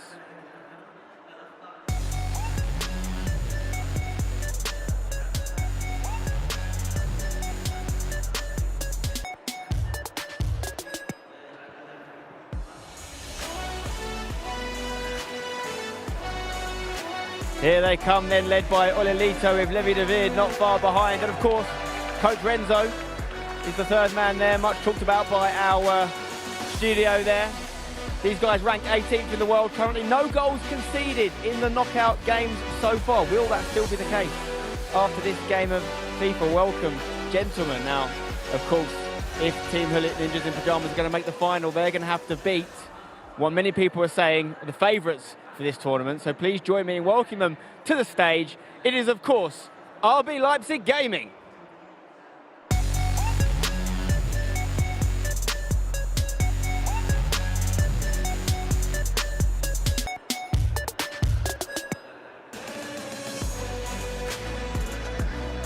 Led by the reigning FIFAe World Cup champion Umut, and behind him, one of the most exciting names in FIFA esports right now is Anders. And as you can hear, they are a popular team here in Riyadh. This is sure to be one of the matches of the tournament. Welcome, gentlemen, to the stage. Before we do the coin toss with head referee James, I have a couple of questions for you guys, starting off with Team Hullet Ninjas in Pyjamas. Now, I know we're talking about the rankings not being read into too much, but let me tell you something. In the 13 knockout games we've had so far, on 9 occasions, the higher ranked team has won. 70% of the time, it is a good indicator of who would win. RB Leipzig are just slightly higher ranked than you guys. Does that make you the underdog? I think so. I mean, if you look at the rankings, maybe. I think a lot of people see them as favourites. So, yeah, I would say so. Levi, have you got a plan, not just to deal with what is a great team, but also the potential of having the crowd against you? Because RB Leipzig have definitely got a real fan base here, haven't they? They have, yeah. Yeah, I like it, to be honest. I've played for a big crowd in the Eredivisie, but the Arabians are different, and I think it's not a negative thing for us. Best of luck to you guys. A massive game ahead for you. And of course, as I join Umut here and Anders, FIFAe World Cup reigning champion, number 4 ranked in the world currently. As a team, 14th, which is only second to FUTWIZ, who are ranked 11th. In this game, I'll ask you the same question I asked those guys. Does this make you the favourite to win this matchup? I don't know if we are the favourites. I really don't care about who's the favourite. We just look on our game and wants to win that. The guys also won the TOTS Cup like 5 months ago, I think, in 2v2. So I think like we are both really, really good, and everyone expected us to be in the semi-finals. It's going to be a fantastic game for sure. And you've developed a real fan base here. I saw you giving a shirt out in the crowd earlier, and we saw massive celebrations from you in the last match. If you were to win this one, would the celebrations be even bigger? I can't say it now. I don't think so, because it was a Danish team, but it would be a very tough match. I think they didn't concede yesterday, but I think if we play good, we're going to win. 2 fantastic teams, make no mistake. It's now time to do the coin toss with head referee James. We've got a blue side of the coin and a green side of the coin. James, which side of the coin belongs to which team? Blue side is TGNIP, green side is RB Leipzig. Okay, take it away, please, James. This is to decide who gets kickoff in the second match. And it is blue, which was Team Hullet. Team Hullet NIP then will have kickoff in the second game. Guys, you can make your way to your booths. Good luck. Make your way to your booths, please, guys. Wow, I can't wait for this one. This is a massive matchup between TGNIP and RB Leipzig. I'm going to hand you over to our casters now, Lee and Mike, and I'm going to be joining them as well. Gentlemen, looking forward to this one? Yeah, absolutely. Absolutely, we are. Get yourself running, Spencer. Get up here. We're going to be seeing you in just a moment. But, yeah, I mean, magnificent game coming up here. We had epic day yesterday. We've already had penalty shootout today, Mike. Where do we go now? I'm telling you, every single day has lived up to the competition. I'm not just saying that. I'm not trying to be politically correct in any sort of way. It's just been that good. The FIFA has lived up to it. I think this game will be no different. And we talked about it a little bit in the preview, but you're going to have a masterclass of a tactical approach, especially from the coaching staff. They both have big teams. They develop talent. They're known for these things. And it's going to be a matter of can you counteract each other. A difference of styles. You've got the offensive push forward, very fluid RB Leipzig, and then you're looking at a little more controlled, more structured with TG and IP. You've got 3 veterans, I think it's safe to say, and a prodigy effectively coming in here. And magnificent game ahead of us, I feel. The defensive masterclass, I think it's safe to say, from Team Hullet and IP. They have been really very strong, but they don't score many goals. And I said it on the couch just a moment ago, my worry is that if Leipzig go running, you know how Anders gets if he gets going, if he gets those goals, he's got Umut backing him up. They're not going to make too many defensive errors either. So if they start to get those goals early, what do Hullet do? Well, how do they rein it in and get going? I mean, Levy, Oli Lito, they're massive players, but can they get the goals? Well, Levy has the origin story of actually being one of those offense players, similar to an Anders. Especially online, he kind of came through that period where we're in that online portion of a lot of qualifications. He wasn't known as a structured guy. He was known for the mechanical play, the going for it all-out offense. We just haven't seen that as much in this 2v2 partnership because Olito takes such a lead in the structure and the setup, and they've gone a lot more defensive. And I'm sure that's partially from Renzo, their coach, as well. Yeah, I mean, you wonder with Anders what the best approach is as an opposition, because part of me thinks if you let them get the lead, it might lure them into a false sense of security and you can nick a late goal against them, because we saw what happened yesterday when they went down. He just went on to a new level, especially with this crowd behind him. And you've got to allow for the crowd. I really think it's adding like a 10-15%, little bbit of extra for these guys. And unfortunately for, the Team Hullet guys, it is going to be against them in this match. Yeah, absolutely. I feel, I would almost say they're home favourites, as they were in Copenhagen. So it's kind of the home favourites here. But yeah, I mean, for Anders, obviously, we've had a lot of talk about Anders, but we should probably talk about Umut. You know, this is a world champion right here. Like, obviously, all the talk about his team. He's happy to have all the limelight talk about him. But I talked to him earlier on. He, it's just quietly confident. I said, we saw a small smile come out of you towards the end of the last match. And once the 5th goal went in, said, what's the plan? He's just like, just going to do my thing. It's like, just play it the way he is.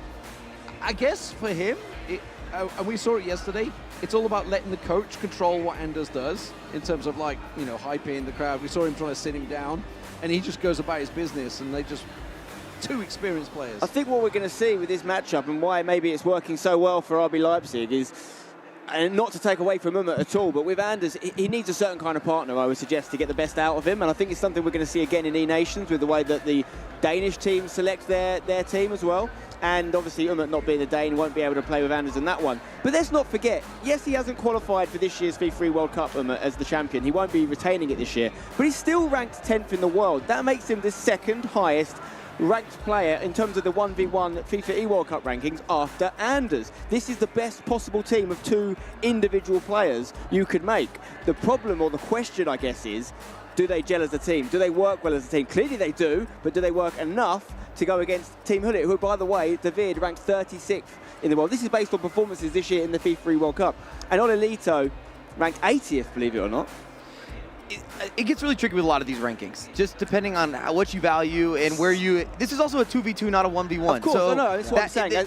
It doesn't necessarily matter, or it's not the one-to-one comparison, but I look at the EA Sports Cup that happened earlier, and I didn't think that Leipzig was clicking in the same way. They had moments that looked magical, and they had other moments where you said they were struggling. And that additional time has really allowed them to gel and build, to your point. And a big reason that Umut being a partnership and that working with Anders is very few people could probably handle the pressure of playing with Anders. Yeah. I'm not talking about on the virtual pitch, but every game being watched. It's kind of like finding a partner for Tex. We talked about that challenge. Or MS Desari, where every eye is always going to be on you in terms of FIFA and FIFA esports in particular. And a word towards the humility of Umut in a way, because all the talk is about Anders. Imagine being the world champion, current world champion, and almost allowing Anders to steal so much of the spotlight. Not many people would be comfortable with that, so fair play to him. Yeah, I mean, obviously, that's what things... 2v2 is all about controlling the egos, right? And that seems to be...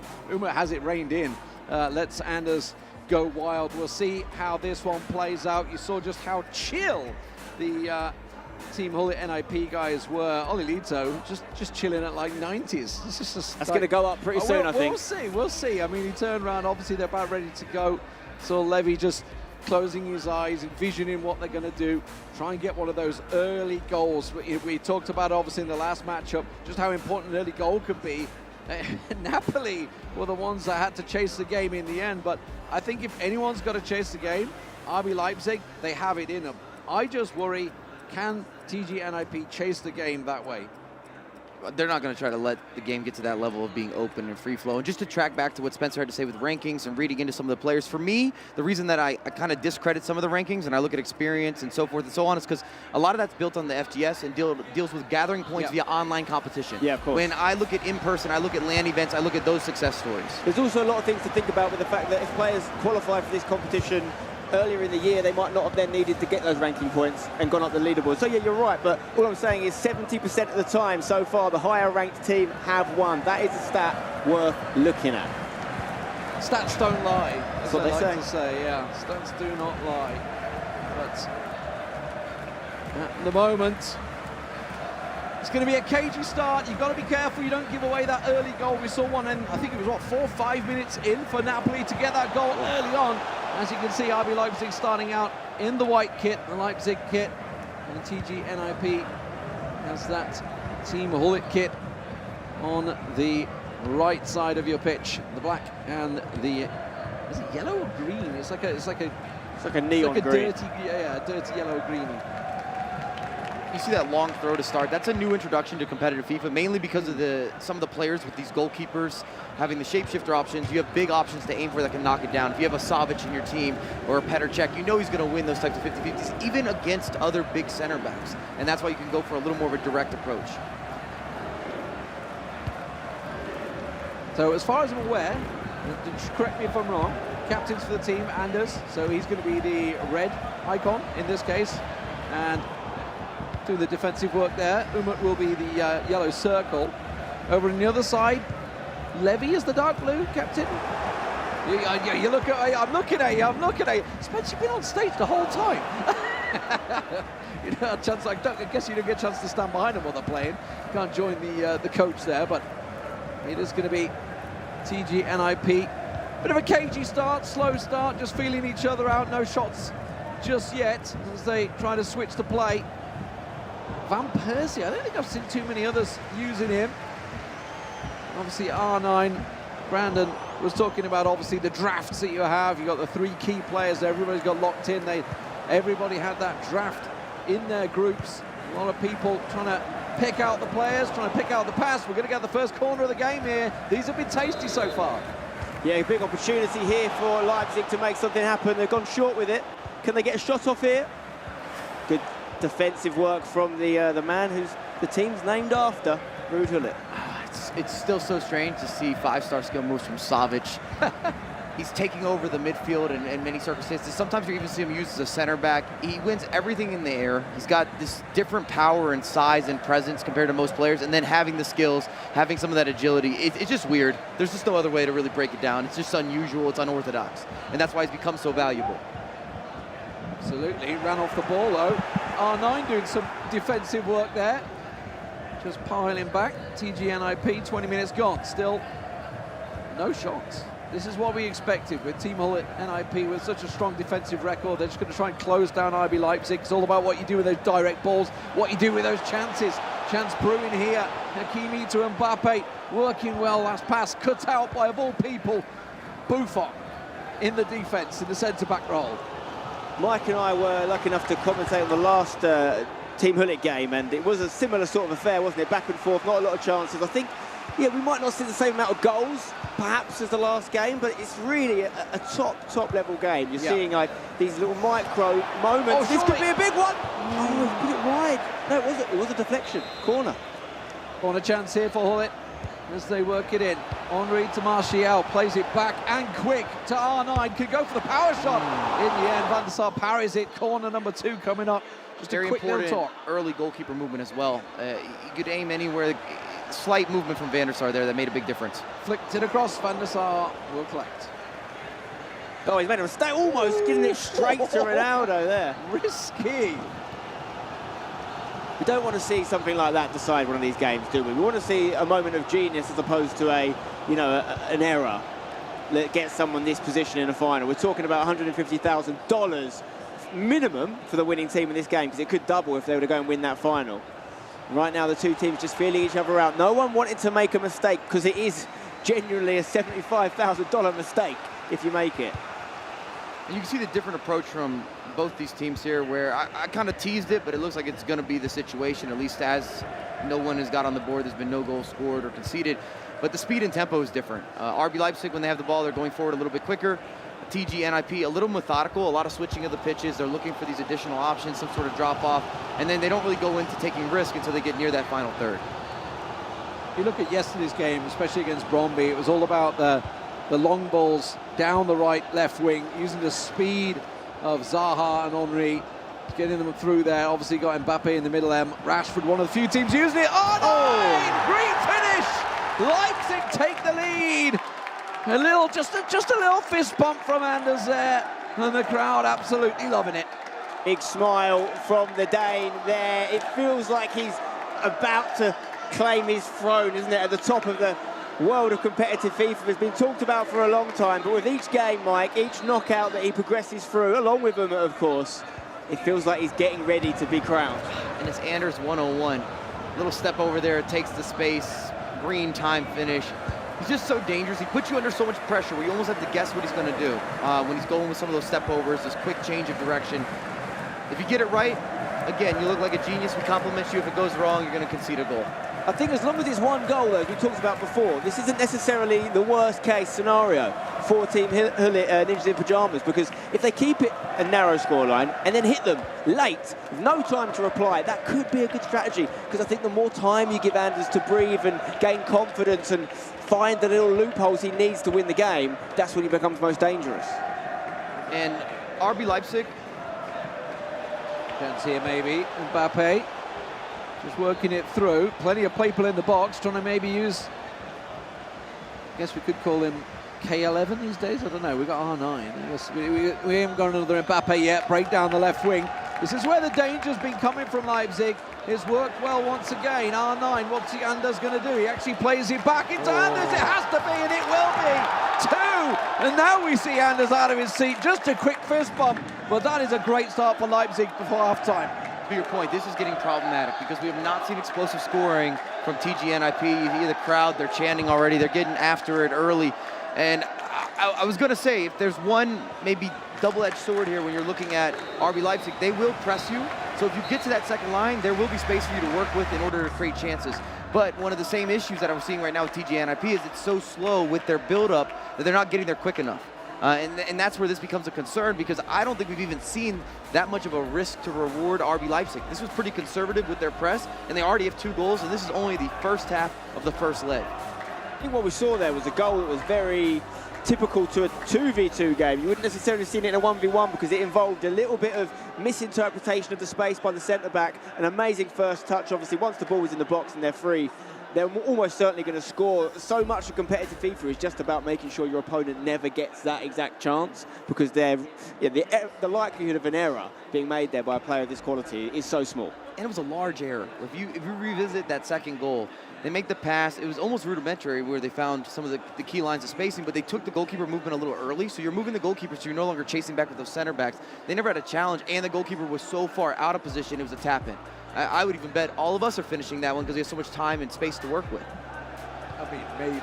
All right, yeah, maybe we're giving too much credit here. I mean, we've got to get in the position in the first place. That's what it's all about, of course. TGNIP, though, 2-0 down, half-time. I mean, this is just about probably worst scenario for them. I was talking to FUTWIZ before their matchup, and Denman was talking about the fact that he's like, give me 2-3-0 first game. I'm absolutely loving it, and that's what they're going to be looking right now. RB Leipzig are in dreamland. This is the perfect start. First half, 2 goals, and now let's see what they can do. The danger has all been about that wing play, and we're seeing it once again in action here. And Mbappe ahead of his man, looking to maybe cut back, but in the end, a dangerous free kick position here. We've seen some interesting worked ones. Obviously, ordinarily, if this was just 1v1, you would just play it short, and that's exactly what they're going to do. Recycle the ball back through, try and look for that space, using Henry. So even if Klosterman, a man that's been used by just about every team, can work the space, big save from Courtois corner coming through. Played short, Henry. Once again back through the middle, lots of space in the middle of the park. And that was just too easy for Anders Wehrgang to smash that in the back of the net. The space, it just opened up for him.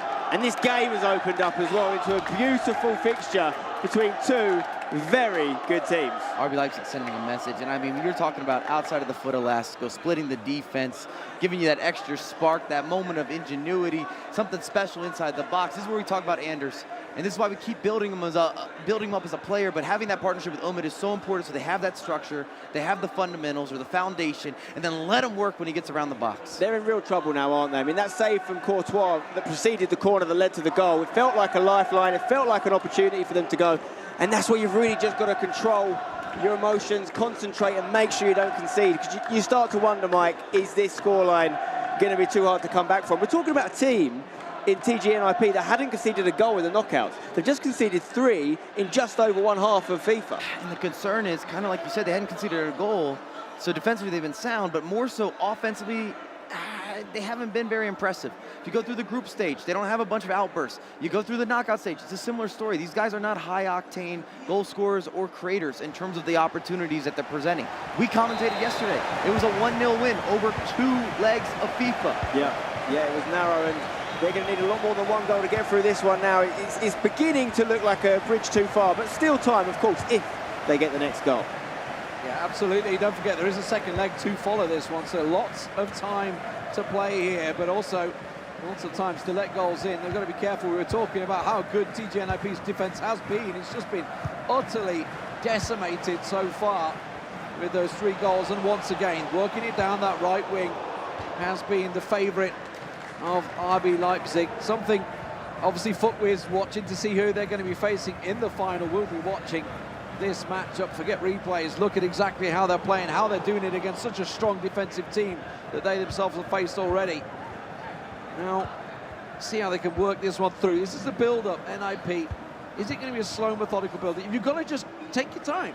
This is almost reset your mindset. Try and think in your head, is it 0-0? I can just play my own style. I've got time. You don't need to panic yet. But the problem is, for Team Hullet, not only have they got to be so good to score, 3 or more goals now, RB Leipzig have got to kind of fall apart because they haven't got to score more. They're more than good enough just to control this game out and even concede 1 or 2. But the likelihood of them conceding 3 or 4 goals now, it would take something unbelievable from Team Hullet and something terrible from the boys from Leipzig.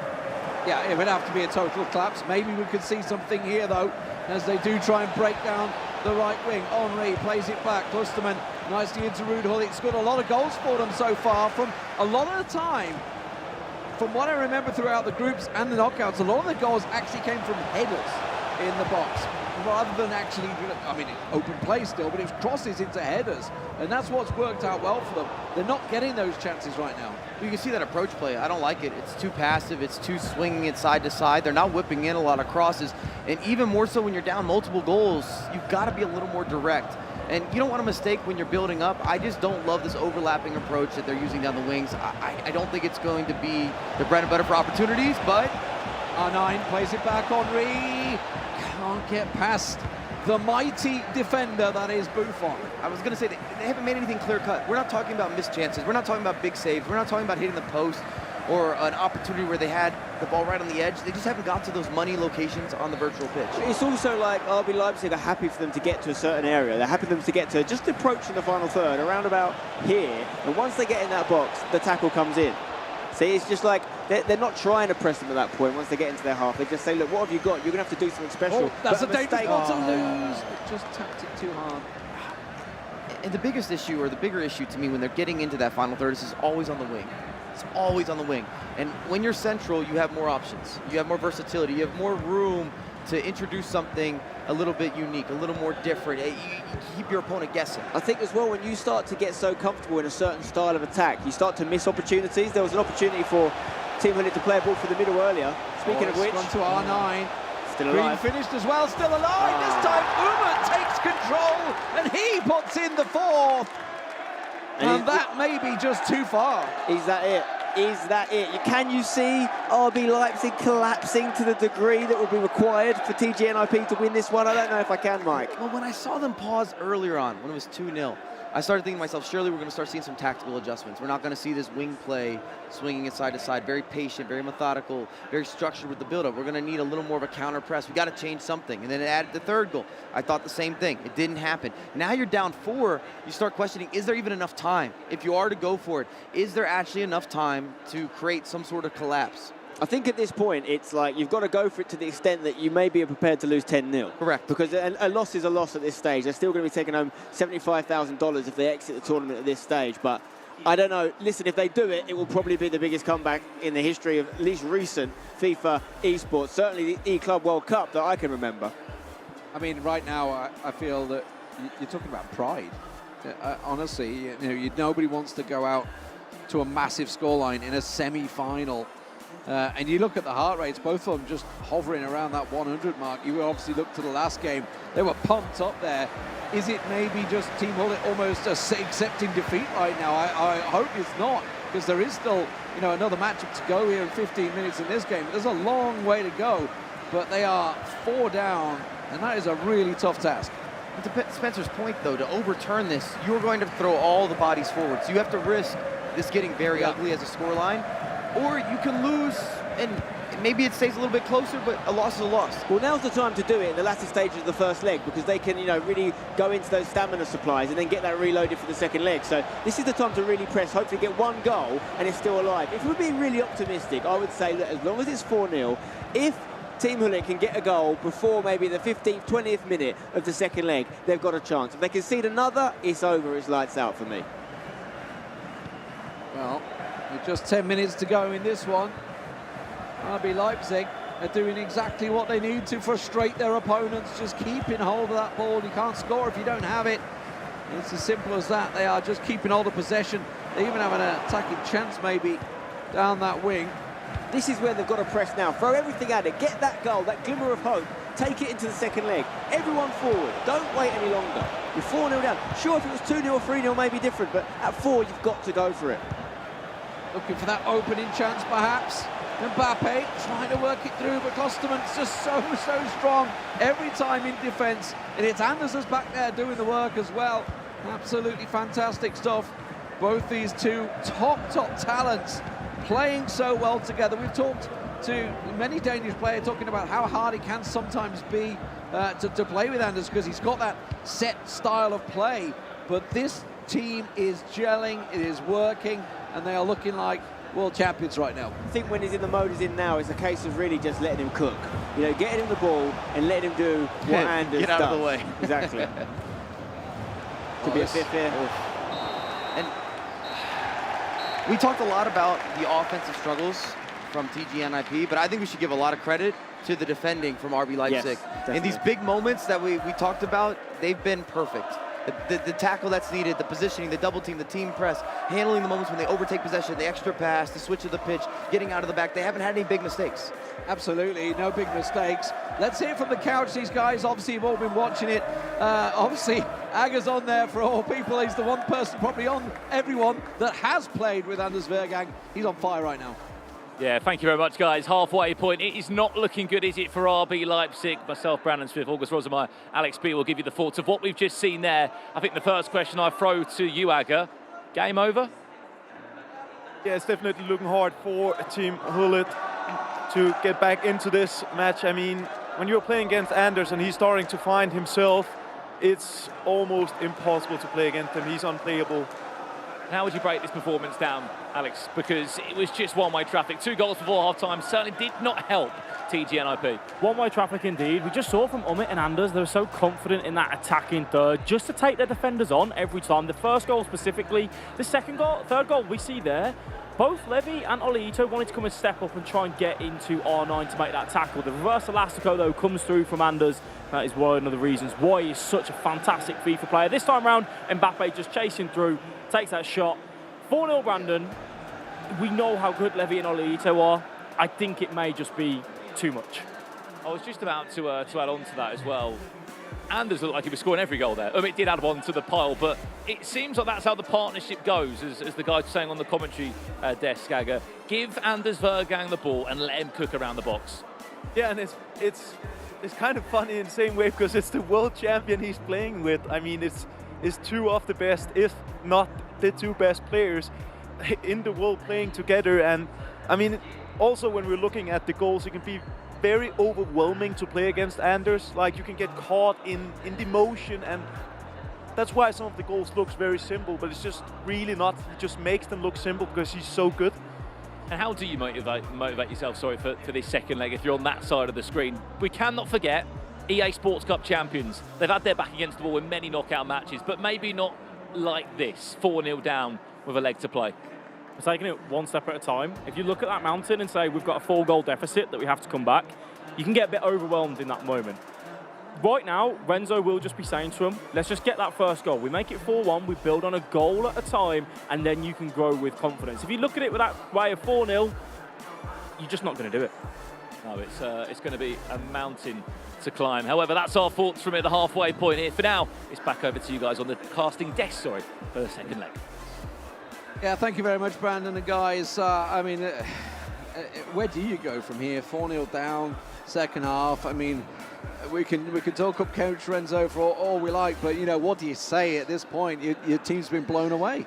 Well, first off, you're gonna have to have some tactical adjustments, but you also want to make sure that it's not done. You got to crawl before you walk before you run. Kind of as what Spencer was stressing. If you get a goal in the first 20, maybe you get a second one by halftime. You're there. It's almost like a goal every 20 so minutes, and you can get yourself into a position to maybe push extra time. Now, a lot of things have to go your way. You're going to need mistakes. You're going to need errors. You're going to need absolute perfect play from everybody on the comeback squad or the comeback team in terms of finishing, being clinical, you name it. But it's not impossible. We've seen things like this happen in FIFA esports, but we have not seen anything happen on the E-Club stage to this degree. I think what the coach's most important job at this point is just making them believe, making sure their body language and their motivation doesn't drop to the point where it is over. Because that's 4-0 isn't over. I know the likelihood is that it's going to be too much. But we have seen, as Mike mentioned, some epic comebacks. Remember Ryan Pessoa came back from 5-0 down back in the day. You know, it can happen. 2v2, maybe it's a little bit more difficult. You need both of you to be on song while the other two are both, off of it. But listen, crazy things have happened at sea. I remember I think it was the first Club World Cup we had, Marcusa came back from, I think, 3-1 down when we had the cross-console finals back then, a long time back. Obviously against Dasari in the finals, that was on his opposition console. So comebacks happen in the finals, the semi-finals. Having it 4, I got to be honest, from what I saw in that first game, I'm struggling to see it. Of course, the odds are against them. It's going to be a real uphill battle, and maybe by half-time we could say it's over. But if they can approach this game with the right mentality, the problem is, though, it's not just a case of them being great. They're up against two of the Absolute best FIFA greats, players in the world. They have to be bad, because it's one thing saying, can we win this game or not? For them to give up 4 goals would be such a collapse. I almost feel like the only way it's even possible is if it's more of a mental collapse than an ability collapse, where the pressure just gets to them. And I don't see it happening. Not with a man who's won the World Cup on a very similar stage to this last year, and a man who's got the world at his feet. I think the biggest challenge, and we're not addressing it, is for this to work out, you can't concede any goals. And exactly. RB Leipzig scores for fun. I think that's actually the bigger challenge. Let's say they make a bunch of defensive errors, you start getting goals. How do you stop them from generating? How do you stop Anders right now? He's feeling himself. I think what's so impressive about the way they attack is the fluidity. It looks like it's one player playing. And even if it is Anders scoring the majority of the goal, don't take away from the role Umut's playing. Even if it's just as a provider, he's still got to play certain passes at certain times to certain places, and to allow Anders to do what he does so well. When you compare that to the way that TG and IP have been attacking, it's been a little bit slower. It's been looking for maybe a little bit more individual magic to beat a player, where these guys are just passing triangles through the defense. You're just trying to make it too perfect. It doesn't need to be that way. Get it into the mix and start working it out. Can often be the case as players who do look for that perfect chance, right, rather than just taking chances, try and go for those green time shots, maybe something unorthodox. I talked about crosses. That was really on there. I was looking at Hullet in the box and I was thinking, are we going to see a swinger? That's what they may be looking for, something along them lines, but instead he's just tried to work it a little too hard, and now Leipzig on the counter themselves. Rashford can play it forward. It's actually found its way to R9 as well. It's got players arriving, maybe try and work it back. Not going to happen. TGNP, just 5 minutes into this one. They've got to get a shot in anger, I feel. That's a good crossfield ball. Should be able to get there first, maybe to get the opener. It could turn things around, but the crossback not going to happen. And Leipzig will clear. I liked that approach a lot. Something a little bit different. It was a bit of a Trent Alexander-Arnold of a hopeful ball, but the vision was there until that last moment. I think they just rushed it with Ronaldo on the byline. You look at your chances of getting that cross in, you just slow things down and try again. Giving away in a dangerous spot, perhaps. Gets into Henry, but he's just... First touch was not there. And in the end, Leipzig, look at this. They're just happy to slow things down. And another reason that TGNIP needs to get a goal early, and a couple goals early, ideally, is because they're pressing high up with the back line, their players are going to get tired quicker.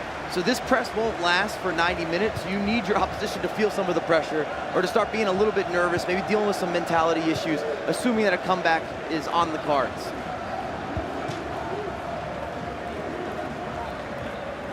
Yeah, you're right. I mean, at the end of the day, they're going to leave so many gaps. And the longer the game goes, even if they get 2, 3 back, RB Leipzig just need that one to finish the job off. Yeah. They won't have the energy to get back in it. So it's a very risky strategy, but it's pretty much the only strategy they've got at this point. I think they're doing the right thing in trying it, but like you say, if they don't get the goal soon, it might be too late. They have to defend first. That one cuts out. Oh my God, R9 wins it in the box. Oh, off the line. Wow. Militao with a last-ditch clearance. Big danger signs there already, though. As R9 was almost gifted, it's not done yet. Rashford gets it back, and Mbappe just manages to win it out. He's put it over. Is there a little bit of luck falling for the TGNIP guys just when they need it? One thing you've got to say is, when it comes to the last line of defence, RB Leipzig have been so much more solid. They're actually on a little bit of borrowed time there. They could have easily conceded a couple of goals there, TGNIP. Yeah. But when they get up the other end, that last tackle is always there when Leipzig need it. They absolutely need it right now. At the moment, though, let's see. Theo working it through. Again, a big switch of play. This is what I like, trying to stretch the game a little bit more. See if they can open things up. But that was a really hopeful pass, honestly, through the middle to see if they can get that direct ball. Maybe they're just trying to go for those more direct passes. You're always going to get them intercepted. And this is the problem with Leipzig. You looked at the stats. Throughout this tournament, 80% pass completion. Throughout the entire tournament. Incredible stuff. So it's a team that doesn't even give the ball away much and can score goals for fun. And honestly, they've stepped it up even more from the group stage as they reached, we looked at that Brøndby game. They were 3-1 down. It is possible to take the lead against them, but you've got to be absolutely on it. And right now, TGNIP, they're struggling to get the ball. This is where you lean on someone like Umit. We talk about Anders so much. Umit has the experience, and he's a master at game management, positioning, resurfacing, recycling. What a pass that was, by the way. Being able to organize and structure a team. He knows when to step, knows when to sit back, and he's done it before. He's had so much success in the last 2 or 3 years. I even was saying after he won the world title, I'm not sure that he's done winning. And this is more credit to that. And it would be amazing, wouldn't it, considering he hasn't qualified for the World Cup this year, to go back-to-back with huge major wins, albeit in different competitions. It would put him seriously in the conversation of the greatest of all time, personally. Yeah, I mean, talking of greatest of all time, obviously it's the player alongside him, playing in every single competition here, has a real chance to make a statement. And the confidence is there. We'll see, obviously, how it goes in the E-Nations that will follow this, and then, of course, the E-World Cup will follow that. Lots of FIFA action to go here over the next 2 weeks, but at the moment, 30 minutes gone, still no goal. And again, to talk about what Spencer's bringing up is potentially being in that conversation. Umit's only 20 years old. Yeah, it's crazy, right? So you talk about the text, the MS Desari. We all He's talk the about veteran. Even the August Rosemeyer or the Bruce Grant, if you want to throw back some years, the Ramos, who's won multiple of the FIFAe World Cups, FIFA Interactive World Cups at those times. These guys aren't competing anymore, some of them, or more than half of them. So they can't win any more titles or trophies. They can't add to the collection. They can't add to the silverware. And then you could argue with the likes of a Tex or an MS Desari who's not in action here. We won't see him in the FIFAe World Cup. We're not seeing him in the E-Club. We will see him in the E-Nations, but it limits maybe where he's going to go. How many more titles is he going to be able to add into his own personal journey. And then we start arguing with Umit, well, what's he winning in Germany? Yeah, he's got the virtual Bundesliga. We just seen that happen. We've seen him now been able to travel to a bunch of different internationals. We've seen him have success in ECL. Didn't win an ECL, but he's right there. He's knocking on the door. He already has the FIFAe World Cup, which is the hardest, I would say. If you ask any competitor one trophy, if you could only get the one, it's got to be the FIFAe World Cup at the end of the year. Best individual player, unanimous. You can't debate it. You can't take it away from him. Like him, hate him, fall somewhere in between. It doesn't matter. That trophy stays with the individual. That claim stays with the individual. Yeah, I mean, obviously victory here and whatever else he could pull out here definitely puts him up there with the likes of Nicholas as well. But there's still a few more games to go. That big chance still actually did go out for a corner. This is really similar to how they conceded one of their goals. Exactly similar save from Courtois from a corner. Luckily this time they defended it, because that would have been a disaster for TGNIP if they were to concede there and at any point in the game now. I just feel that, you know, when you look at some of the teams, the counter-attacking play is just lacking at the moment. You know, they're the chances where you've got to really try and stretch the game. We're closing in on the halfway mark. We've still yet to see a goal, you know, when they're chasing 4. It's a bit heartbreaking for them, honestly. Leipzig are able to play with such freedom right now, because they don't have any pressure on them in this individual game. They can just try things, and you know, it does actually make you better in a way, I think, whereas you look at it on the other side of the coin, TGNIP are going to be rushed. They're going to feel pressured. They're going to be really overthinking it at times, and you're seeing these little tiny mistakes in their game that lose them the ball way quicker than RB Leipzig. I mean, when they get the ball, they're holding on to it for a good 5-10 minutes of FIFA time minimum. I've been more impressed with the defensive play, actually, from RB Leipzig than even the offense. I know we talk about the 4-0, but the way that they have handled between the two of them with really cutting TGNIP out of any clear-cut opportunities. We're not seeing breakthroughs. And it's kind of frightening, a little bit terrifying as they move into this final, assuming that they're going to see this out or close it out. If your foot was watching this, we talk about the offense, but these guys aren't conceding any goals. They're not giving up any chances. Look at the amount of bodies that they've got back. There's only a handful of opportunities. They have to take it. They have to take this chance, and well, if anything, the player got in the way, makes a turn, and instantly blocked, and that's what you're talking about. Every time they get those clear chance, it's blocked out. They have defended very well.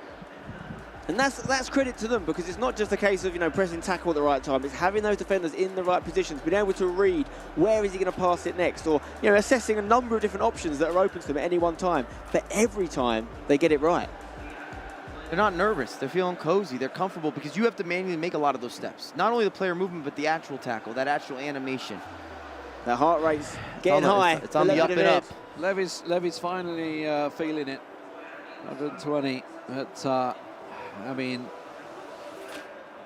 let's not take anything away from that. Semi-final is a fantastic result, but they've had top 4 before here. They want more. They want more. And to what Alito said, in the last couple of years, this is one of the most successful duos that we've seen. Easily. Between winning the EA Sports Cup, being here back-to-back years, them working together, them having a lot of success online and offline as a group. I don't want to discredit them in any way. We're just dealing with such a perfect performance thus far from RB Leipzig. It really has been, in every way imaginable. You know, they haven't had to attack in the same way they did it in the first leg, because they've got that margin of victory ahead of them. They're just keeping the ball, and they're doing it so well. And what's impressing me most is we're seeing areas of possession completely in the TGNIP half, and yet they can't get the ball back. They've got, you know, less space. They should be able to close that space to get the ball, but they're keeping it so well. And as Mike said earlier, they're going to get more and more tired, these TGNIP players, to the point where they've got nothing left in the tank. And surely you have to trigger constant pressure. I don't think you can wait. You're down 4 goals. You need goals constantly. You need them all the time, not to be a play on words, but you've got to press. Is it a case that they know the minute they trigger constant pressure, RB Leipzig are so good at going forward, they're going to get the fifth? You can't play scared. I mean, you're already down 4 goals at that point. It's too late to start thinking like that. But you don't blame them if they were scared, based on what they did to them in the first game. I would argue in that first leg that they didn't play with enough pressure. Not saying they should have been on constant pressure, but we didn't see team pressing. We didn't see the offside trap. We didn't see a lot of the double teams or the micromanagement on the defensive end. They were a little more passive, and then we saw Leipzig take advantage of that. They converted their opportunities, and now you got to play from behind. Through ball. Oh, can't no. do that. You can't do that. R9, little cheeky ball. Comes back, Henry. Oh, misplayed pass. And I think if they weren't 4-0 up, they maybe would have played that one a little bit different, trying to have a little bit of fun with it, but still. literally, they've got to go here. They've got to go for it. This half started, Leipzig had the ball the entire time. They made one mistake, and one touch later they had the ball back. That is just criminal from the TGNIP guys. They have to look after the ball when they get it. Sure, go forward. You have to play it around the back, but you've got to look after it. Great hit there. Green timed, went for it. Corner for TGNIP. They're going to try and work something. No, they're just going to go short once again. R9 plays it across. Pull it. Maybe looking to try and take a shot. It maybe fell kindly. It's Militao of all people in the box. Now he finds Pogba. There it is. They do at last get themselves a goal. TGNIP. It's a long way to go and a short time to get there. But can they do it? And what a sequence. And again, to beat Leipzig, you have to do everything right. You had the block, which bounced favorably. Then you still had a lot of left stick dribbling there from Militao of all people. You had a cancellation of the fake shot, the extra pass. I thought they were going to shoot. You still had an elastico before the shot, and you had to beat the goalkeeper movement. There's a lot happening on that screen. Listen, if you're going to be the champions at this level, the FIFAe World Cup, Club World Cup, sorry, you have to beat the best. But these guys have created an obstacle for themselves. That would mean, if they did it now, they really had overcome every single odds. To score goals of that quality 3 more times is almost unthinkable, but it is possible. It's not impossible, and while there's a glimmer of hope, that's where Coach Renzo can earn his money. Get the motivation and belief into these players. They're running out of time, but another goal in the next few minutes would start to turn some heads. And ironically, I'm just going to date this back again, EA Sports Cup, it was actually Leipzig was losing against Footwiz, and in the second half of a single leg affair, they were able to generate 3 goals. So it is possible. We've seen it happen this year. And the irony is that could be the match that we're previewing, but you've got to start going for it now. I'm sure they're having that conversation. Do we go constant pressure? Do we throw everyone forward? There's 55 minutes into the second half of the second leg.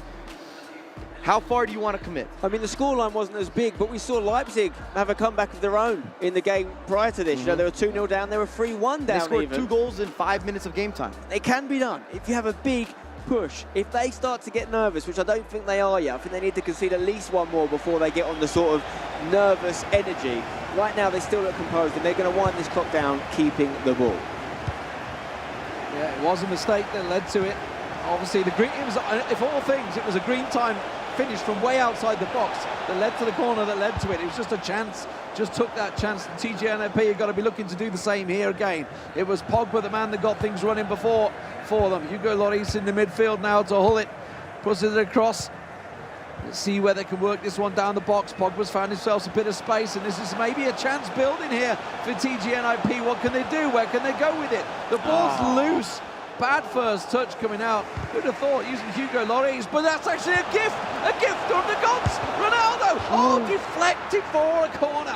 Could have gone anywhere, that one. It could have just gone over the keeper as he'd gone in the wrong direction. The deflection didn't quite help them out, but they are getting opportunities now. Another, maybe 1 ball there, but it's Alphonso Davies in the end for Leipzig to clear it, and you can see just the calm head cuts in from Uma. Just plays the ball out wide. It just calms things down. I don't want to be the hindsight guy, but I just wish that we would have seen this offensive movement and commitment in that first leg. Maybe that was the game plan. Even at 4-0 down, maybe they just said, look, we have to attack late. We can't attack early against these guys because it could become a cricket score. They're definitely going for those harder direct passes. TGNIP here, but is it a little too late? Oh, it may well be. Oh, no. There it is. Football's through, cut out. Great defensive work from TGNIP. We know they can do it, but they've only got 20 in-game minutes now to get 3 goals. That's the first time we've really seen a last-ditch, unbelievable tackle from TGNIP, whereas RB Leipzig have been doing it for both legs almost on every occasion, bar one. Can they get the second here? Much quicker passing here from TGNIP. They're trying to work it through. Henri maybe to Hull it. Looking to have that final pass, and it was always going to get blocked off. But now you can see, just running the clock down, a couple of step overs in your own half. Why not? R9 actually gets lucky with the pass back, returns it. Ronaldinho, what can he do? Can he work it through? Uma tries to work it in the box and just runs the clock down. Oh, it's just causing all many problems for them. That's smart play. That's experienced play. How late could this second goal be, realistically, Mike? Like, what's the latest? I think we've missed it. I think it needs to be on that last attack, just because I'm looking at the counter press, and it's going to take you, typically, even if you get a really good press, maybe 5 minutes of game time, and we're just running out of time. Like I said, my biggest critique is not necessarily the pressure play, which I know has a lot of high risk in terms of giving up opportunities to Leipzig, but offensively very slow with the build-up. If you recall, that first leg, very slow from NIP, or TG NIP. Very predictable. We knew where the pass was going to go 2 passes before. They were lacking some of that creativity. They're going for it, but is it too late? 4-2-4, switch coming in from TG NIP. And I mean, this is the risk you take, obviously, at this stage. It doesn't matter whether you lose 5, 6, 7. You know, it's about chasing that game. Like, at the end of the day, it doesn't matter what the score is. You either win it or lose it.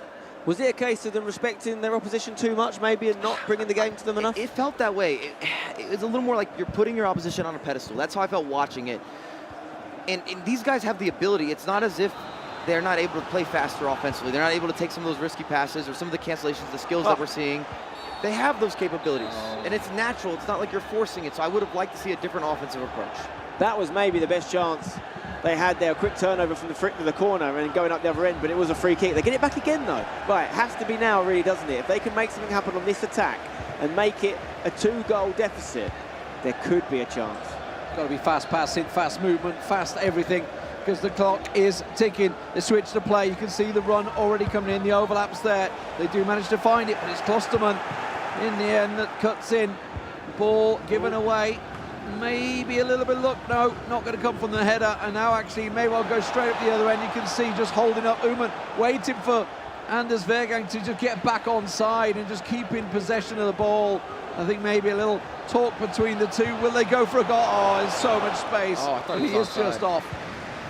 Well, yeah, those gaps are going to open up now. They've got no choice but to play the offside trap and push everyone forward. So don't be surprised if you see more goals from RB Leipzig in this game. This isn't a true reflection of a normal TG&IP strategy right now. It's all-out attack as it needs to be. Yeah, 4-2-4, overload that defence, see what you can do. That pass not going to work. And, well, unfortunately, that seems to be the story of the game. The ball being overturned once again.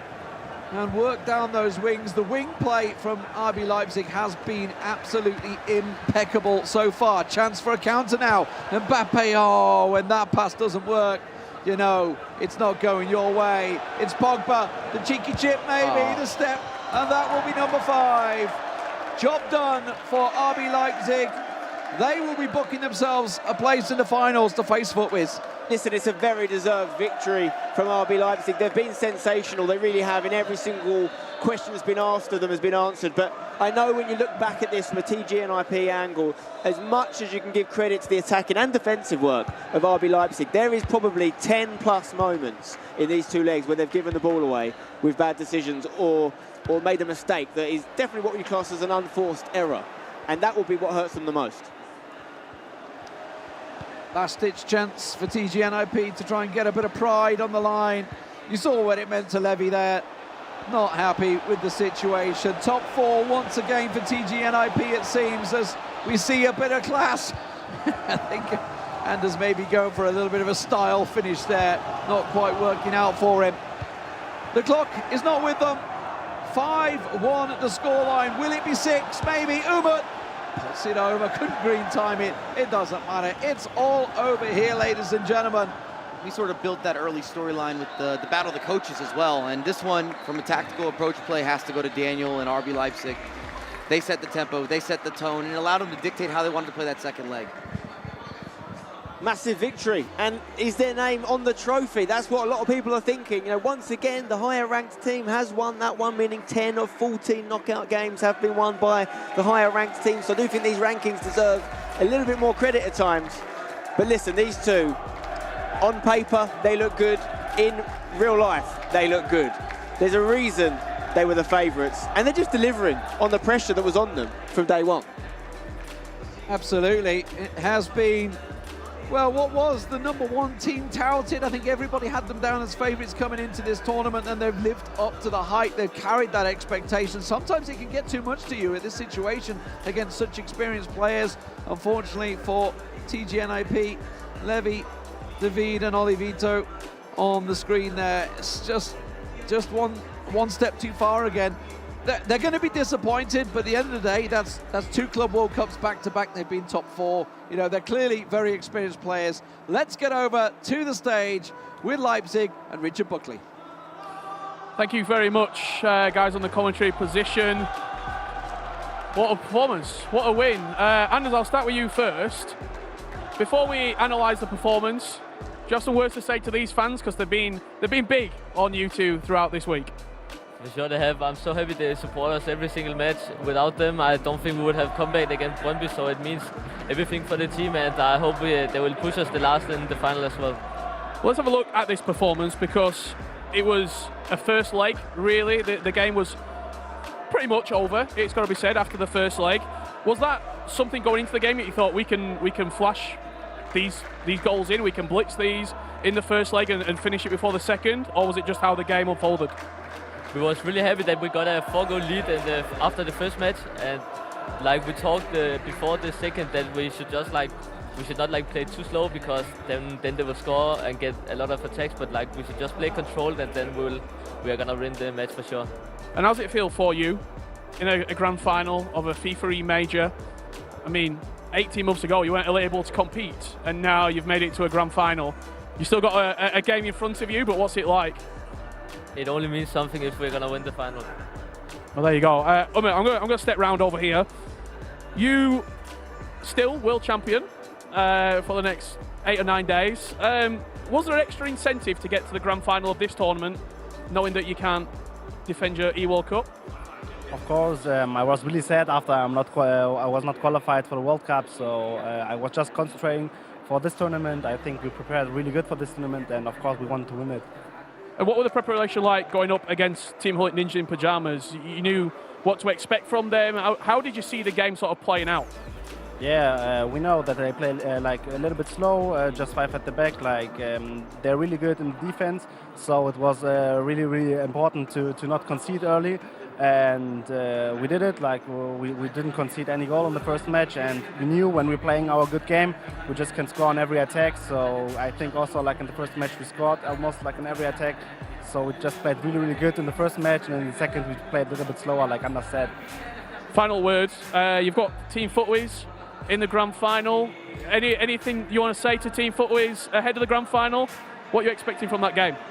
Yeah, they're in the final. Of course, they are really good, and of course, they also have the momentum on their side. I think they won 2 penalty shoutouts. They won 1 in overtime. So I think they can't be mentally stronger. So we will just see how the match is going. Well, very best of luck, guys, in the final. I'm going to head on over and speak to Team Hullet Ninja in pyjamas. Obviously, a devastating defeat at this moment. Ollie, just a very quick word from yourself. Wasn't meant to be in the end. It's been a great season for yourself and this team. Reflection on the semi-final. Where did it go wrong? Just that first leg, it just ran away from you? Yeah, I mean, I think they were overall better, so they deserved the win. 2 good goals from them the first half, and then 2 goals that I don't think we can do a lot about. And 4-0 first leg. Chasing, especially in 2v2 against a 5-back is pretty hard, right? So I think they played it out well, but yeah, they were just better today. Let's look on the positive. It's been a great season. You've unfortunately felt the semi-finals of a FIFAe major in the Club World Cup. You won the EA Sports Cup. There has been positives for you, and it's not the end of the season as well for yourself. What's it been like this year? It's been fantastic. It's a big pleasure for me to play with Levi, have Renzo as a coach as well, and I think we're a great team. As I said to you yesterday after the quarterfinal, I think we're one of the most consistent teams, so I'm proud of what we've done this year. Feels unfortunately not good now, but I just wish Leipzig best of luck in the final, and thank you to everyone that's been supporting. It's been a great journey for Team Hullet Ninjas in pyjamas. 24 came, 2 remain. Team FIFAe and RB Leipzig. Back into the studio to break it all down. Thanks, Rich. Yeah, let's just talk about what we witnessed there here on the couch. We know how good Team Hullet Ninjas in pyjamas are, Aggie. They were very much outclassed today, weren't they? Yeah, Red Bull Leipzig just hit a level that was too good, and you can't give them such a good start in the first leg. They will just punish you, and they'll just seal out the game, and a massive boost for them coming into the final. Alex, on any other day, are they that far apart in terms of teams? I don't think we expected it to be that one-sided going into this one. I don't think we expected it, quote unquote, because we know how good Team Hullet and Ninjas in Pyjamas are. However, throughout this tournament, RB Leipzig have just looked arguably the best team regardless. Like, we look across at all the other teams and you think, is there anyone that can compete with them? I thought before, maybe if there is anyone that's going to beat them in this sort of semi-final, it would be Team Hullet and Ninjas in Pyjamas. They've just been unstoppable though. And for Team FUTWIZ that they've got in the final, it's a big ask. Yeah, I mean, Brandon, they only came unstuck. Well, they lost, didn't they, to Ajax in the group of death. And even, we were all talking that up, weren't we, on the couch? The group of death, they even managed to top that, 23 points. Even in the groups, we were saying the groups don't matter, but they set their stall out from the beginning, didn't they, Team RB Leipzig? Absolutely. I think the record for E-Club World Cup points was last year, 28 in total. So to get 23 in the group of death just shows how good of a team this is. And for them, I feel like there's a bit of unfinished business there. They didn't win the EA Sports Cup this year, which is our other 2v2 major tournament. They won the Virtual Bundesliga Club Championship as a 2. And for Umit, not the World Cup this year, but in the 2v2 environment, it's the next best thing, and they're one game away from it. We possibly questioned them, didn't we, earlier on in the season when they didn't win that EA Sports Cup. We kind of said, oh, maybe they aren't gelling really as a team, and they're not particularly the bestest of friends, and we always speak about Team Hullet Ninjas in Pyjamas as having that advantage, don't we, of being such great friends both off the pitch and on the virtual pitch. Why then, Alex, do they work so well, even if they don't have the best of chemistry? Not saying they have bad chemistry, of course. Because you've got two of the probably the best FIFA players in the world right now. Emre Yilmaz, if you could put him into that mix, obviously. We said it yesterday when we were on commentary. They were 3-1 down and we were saying, oh, they don't look like they're bothered. They weren't having conversations with each other in that booth. It doesn't matter. When you've got Umit and Anders together, they don't need to talk to one another. Just get the ball to one another, play your game, and they will go out there and they can beat pretty much any duo. Well, should we see those 4 goals then? Because they played their game perfectly in that first leg, and it was pretty much done and dusted, wasn't it, Aggie? Yeah, it started out Green and Will just applying the pressure. As we can see here, R9 just green time finish. And then they were just pushing on, and also the timing of this goal, just getting a second one just before the half. I think that this goal was a great demonstration of how overwhelming it can be playing against Anders and Umut when they're pacing up the game. And I think this one was a goal, one of the goals that Ole was speaking about being a bit unfortunate. But it's just what happens when you're playing against such an aggressive and offensive strong team as Anders and Umut. And I mean, that was the deadlock the first game there. And you heard, didn't you, from Ololito there, he just said as well, you know, we knew 4 was a tough ask.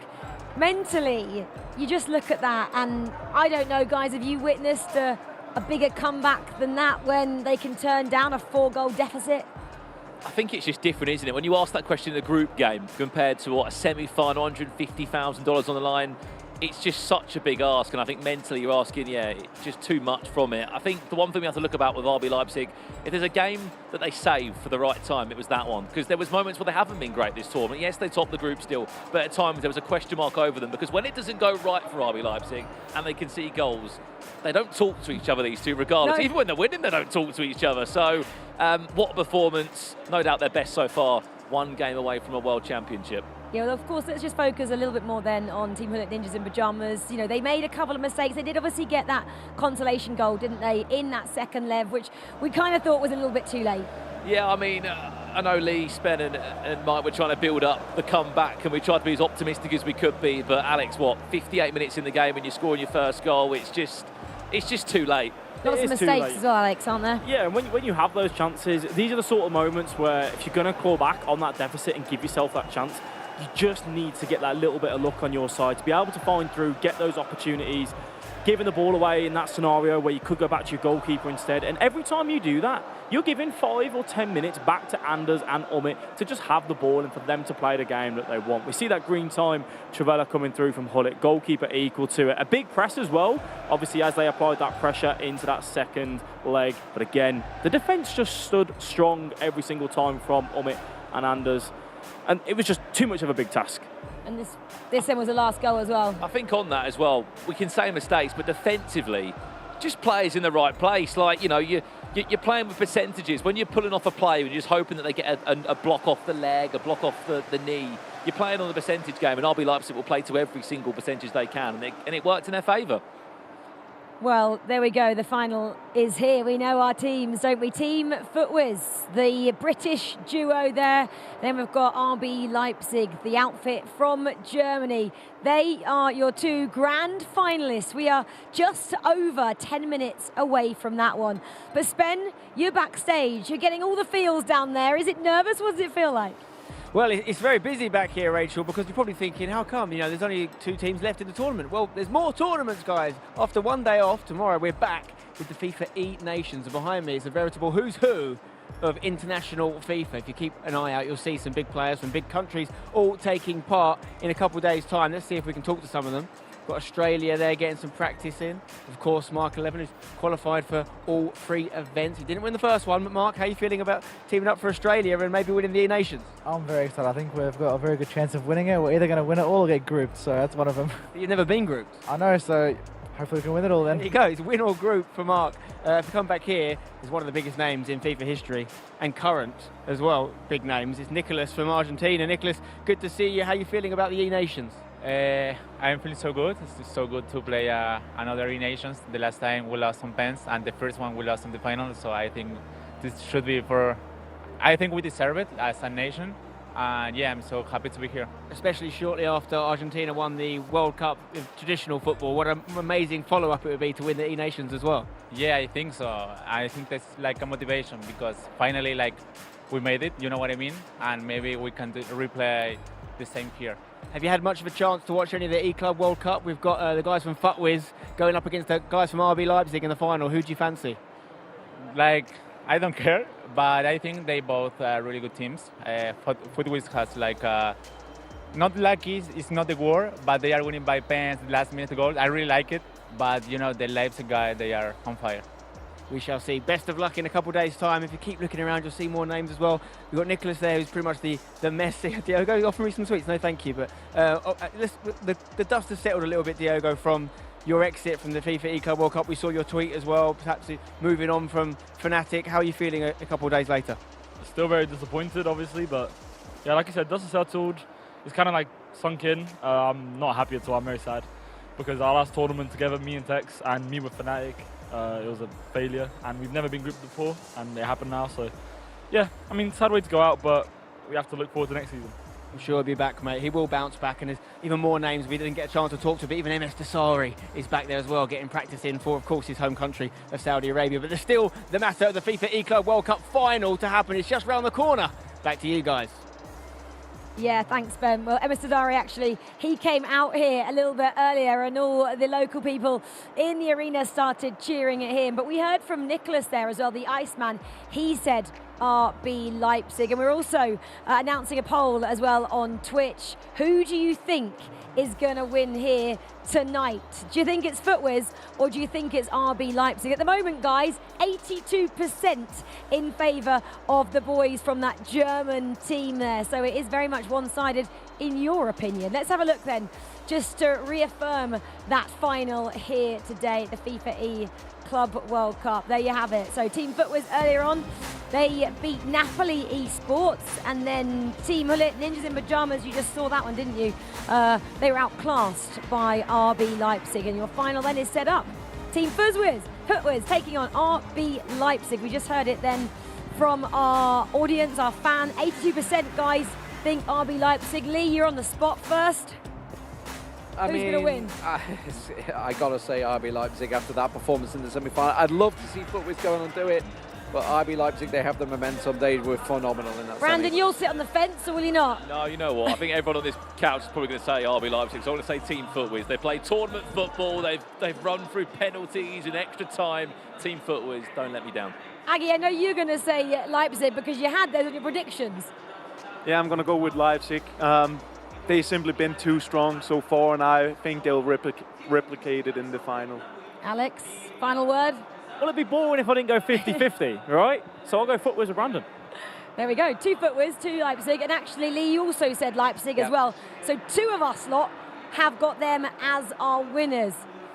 Right, the time is now, right? We are ready for our final here at the FIFA E Club World Cup. Who is going to prevail in the land of heroes? We're about to find out with Richard Buckley and Mike LaBelle.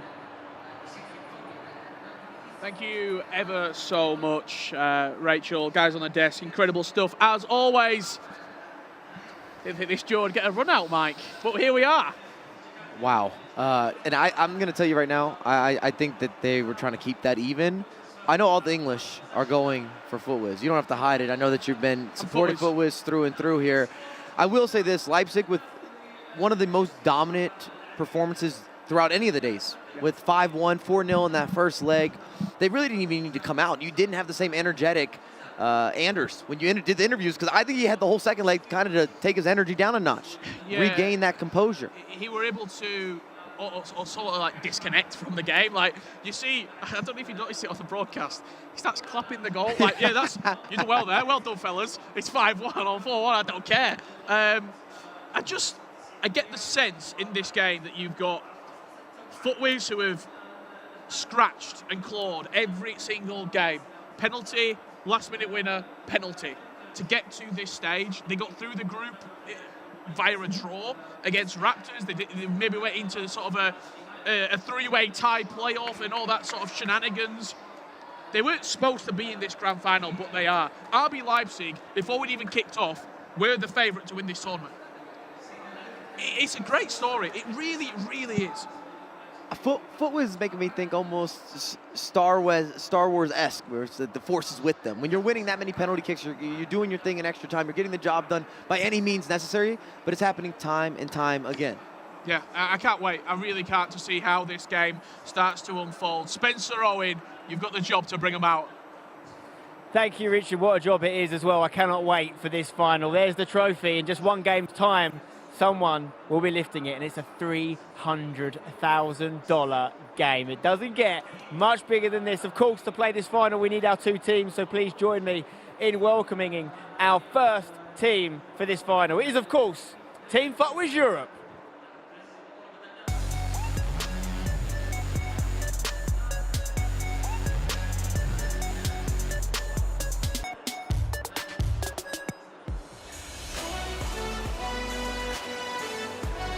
Here they are then, Ethan and Nick Sneb together. What a journey it's been, as Richard was just talking about. An unpredictable route to the final. Serious character needed to come through. Extra time, penalties, being down in games, but they're here. They're in the $300,000 game. And arguably, it's their toughest game yet in the final. Of course, going up against Team FootWiz Europe is RB Leipzig Gaming.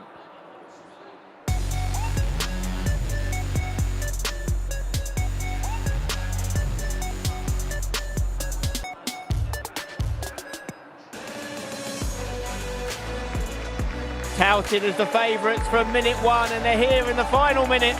The reigning FIFAe World Cup champion, along with the hottest name in FIFA right now, is Anders Vergang.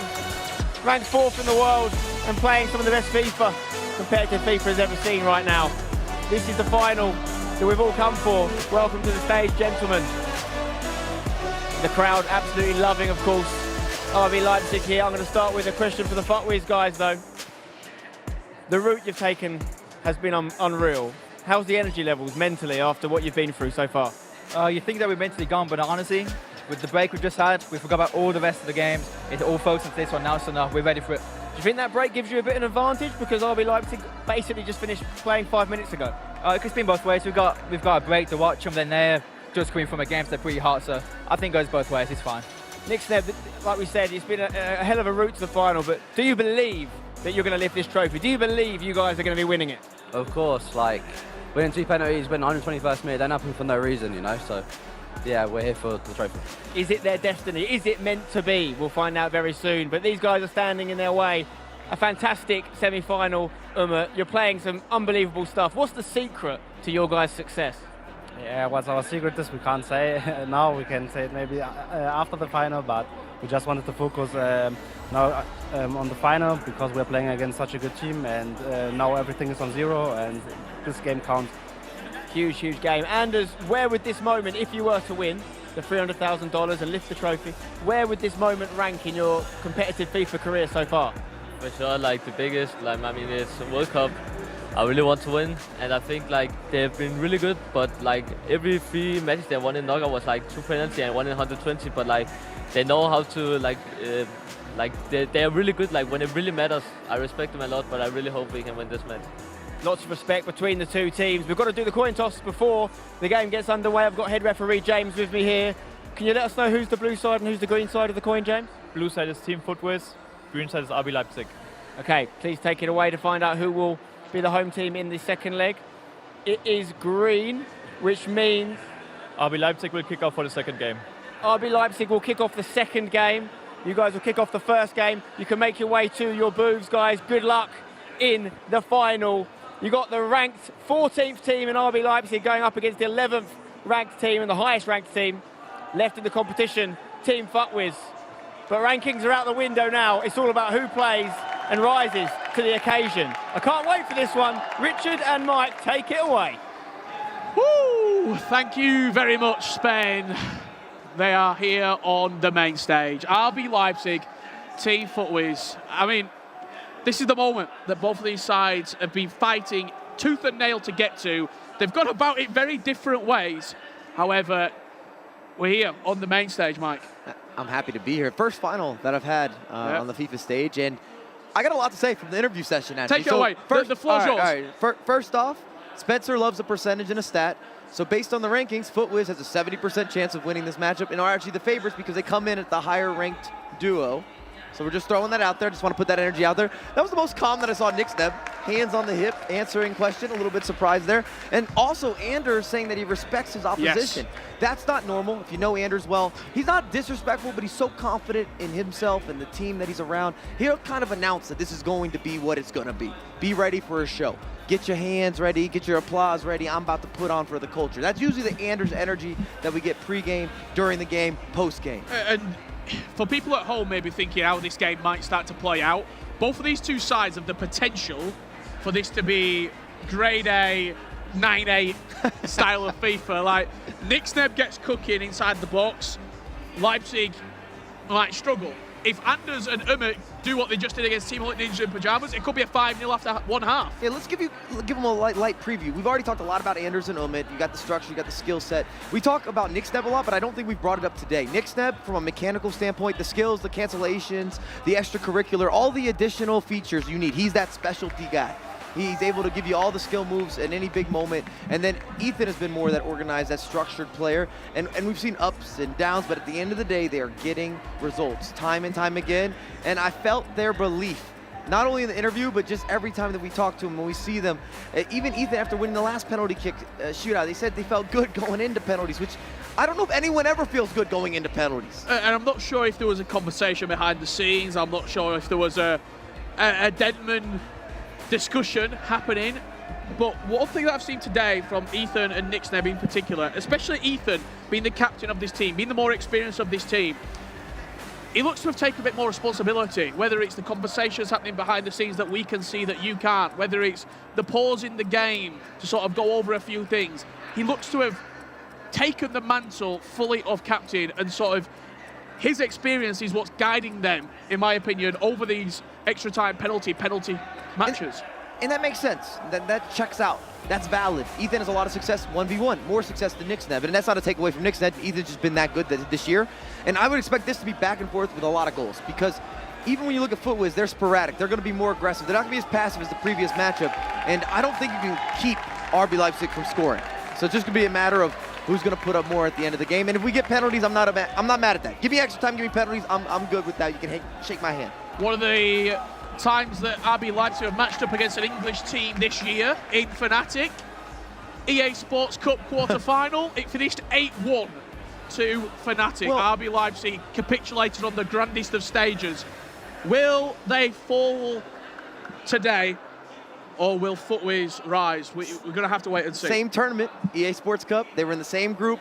That equated to a lot of goals being scored and a lot of goals being conceded. Oh my. We commentated on that one. It was 4-all. It's one of the wildest games this year in 2v2 competition. If that can be something we can remake, replicate, manifest, if I can get a petition that I can sign to put that into motion, I'm with the goods. Well, here we go. Ethan and Nixneb, Team FUTWIZ Europe. From left to right, black and green strip, and from right to left, all in white, the wonder kid, Anders Vergang, the world champion, Umut. This is going to be a remarkable 2 legs of FIFA. Strap yourself in, because it could be a very quick start here from Team FIFAe. Edge of the box dancing, good defensive work from RB Leipzig, and that's something that RB Leipzig don't get enough credit for. Defensively, they barely concede chances. They're so good at a lot of the manual steps and just controlling certain areas with spacing, even frame rates, understanding what skills can beat you, what cancellations can beat you, what your options are. And it's all about micromanaging, doing this on the pivot, doing this on the fly, being able to adjust almost off instinct. Instinctively, you give the controller to Umut and Anders. I don't think there's many better, to be completely honest. To give you the lowdown on the player indicators, if you want to watch an individual player at home and see who maybe wins or loses their side, the FIFAe Club World Cup. Red for FIFAe will be Ethan, he will be the captain of this side. Yellow, Nixneb, and for Red Bull RB Leipzig, it's going to be the dark blue of Anders Vergang, the captain. The main reason you pick the captain in the two is who's better with the goalkeeper, who's better with the goalkeeper movement. Their sole responsibility is moving that goalkeeper, and whenever you see FIFAe get the ball out wide, that is where Anders will start bringing that keeper all the way 8, 9, 10 yards out. And both these teams like more of an organized havoc approach. And you already can probably tell if you watched the previous semifinal with Leipzig, it was a lot of NIP looking for opportunities and not finding them. Just followed on the edge of the box there, gets the strike away, good save. They were trying to slow down the game where they were trying to speed up. Both these teams want high tempo, fast tempo, quick movement, a lot of chances. On the back of that chance, RB Leipzig recycle the corner. Milinkovic-Savic getting involved, but he surprisingly on this time with the ball at his feet, not in the air. I'm surprised by that Milinkovic-Savic shout, because it's not something you associate with them. They're not hitting German crosses a lot. They're not whipping the ball into the air. This is where they are dangerous, in around the box, that 1, 2, 3, 4 passing moves before they release Umut or Anders to go and be magical with a step-over combination or a green time strike. I think Savic is there for 2 reasons. One, to take up space in the midfield. He's fantastic at that. The chase back, all-inclusive, and that type of ordeal. Chance here for FIFAe. Is he onside? He is. That's not the right judgment. They had him. At least another dribble there. Fantastic goalkeeper movement's got to be said. And then number 2, I was going to say, is the long throw. They've been using Savic for this long throw knockdown. Even though they don't whip it crosses, that's something that only he really gives you that clear advantage. FIFAe all in this game so far. They have to convert, Rich. They have to convert from there across the body. Van der Sar called into action 2 times in the opening 20 minutes. Cross whipped into the box. It's a good defensive header from RB Leipzig, and Umut will just bring the ball clear. No real incentive to fly forward this early in the game. And, I mean, if you're neutral in this match, you are enjoying every single kick so far. End-to-end FIFA, both teams on the front foot. An attacking play at the forefront of the mind. Ousmane Dembele, one of those picks for Team FIFAe. He gets the starting 11. No surprise in that. I was just going to get into some of the team choices, because you see the likes of Zaha. Zaha's playing as a fullback. And it's common in the competitive scene to have these offensive fullbacks or almost wingers playing as fullbacks, but it's because they use them so much more offensively for whipping in the crosses and attacking that space. They become more valuable in that type of role versus the defensive chase back. Always looking to build up here. Ronaldinho on the edge of the box. Good play. Can't quite convert. You might see a big admission from the Team FIFAe side. Where's R9? He wasn't one of the key players, and he's not in the starting 11 for them. Gone with Pele, Ronaldinho, Mbappe as their attacking forefront. Ronaldo Nazario, shout out Gravison for that pronunciation, has been put away to the sidelines. RB Leipzig looking to build. Here is R9, the magic man, and he fires RB Leipzig into the lead.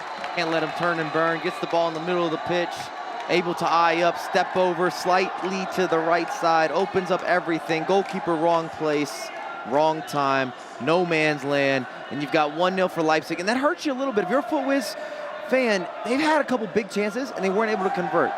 You've got to be clinical at this level.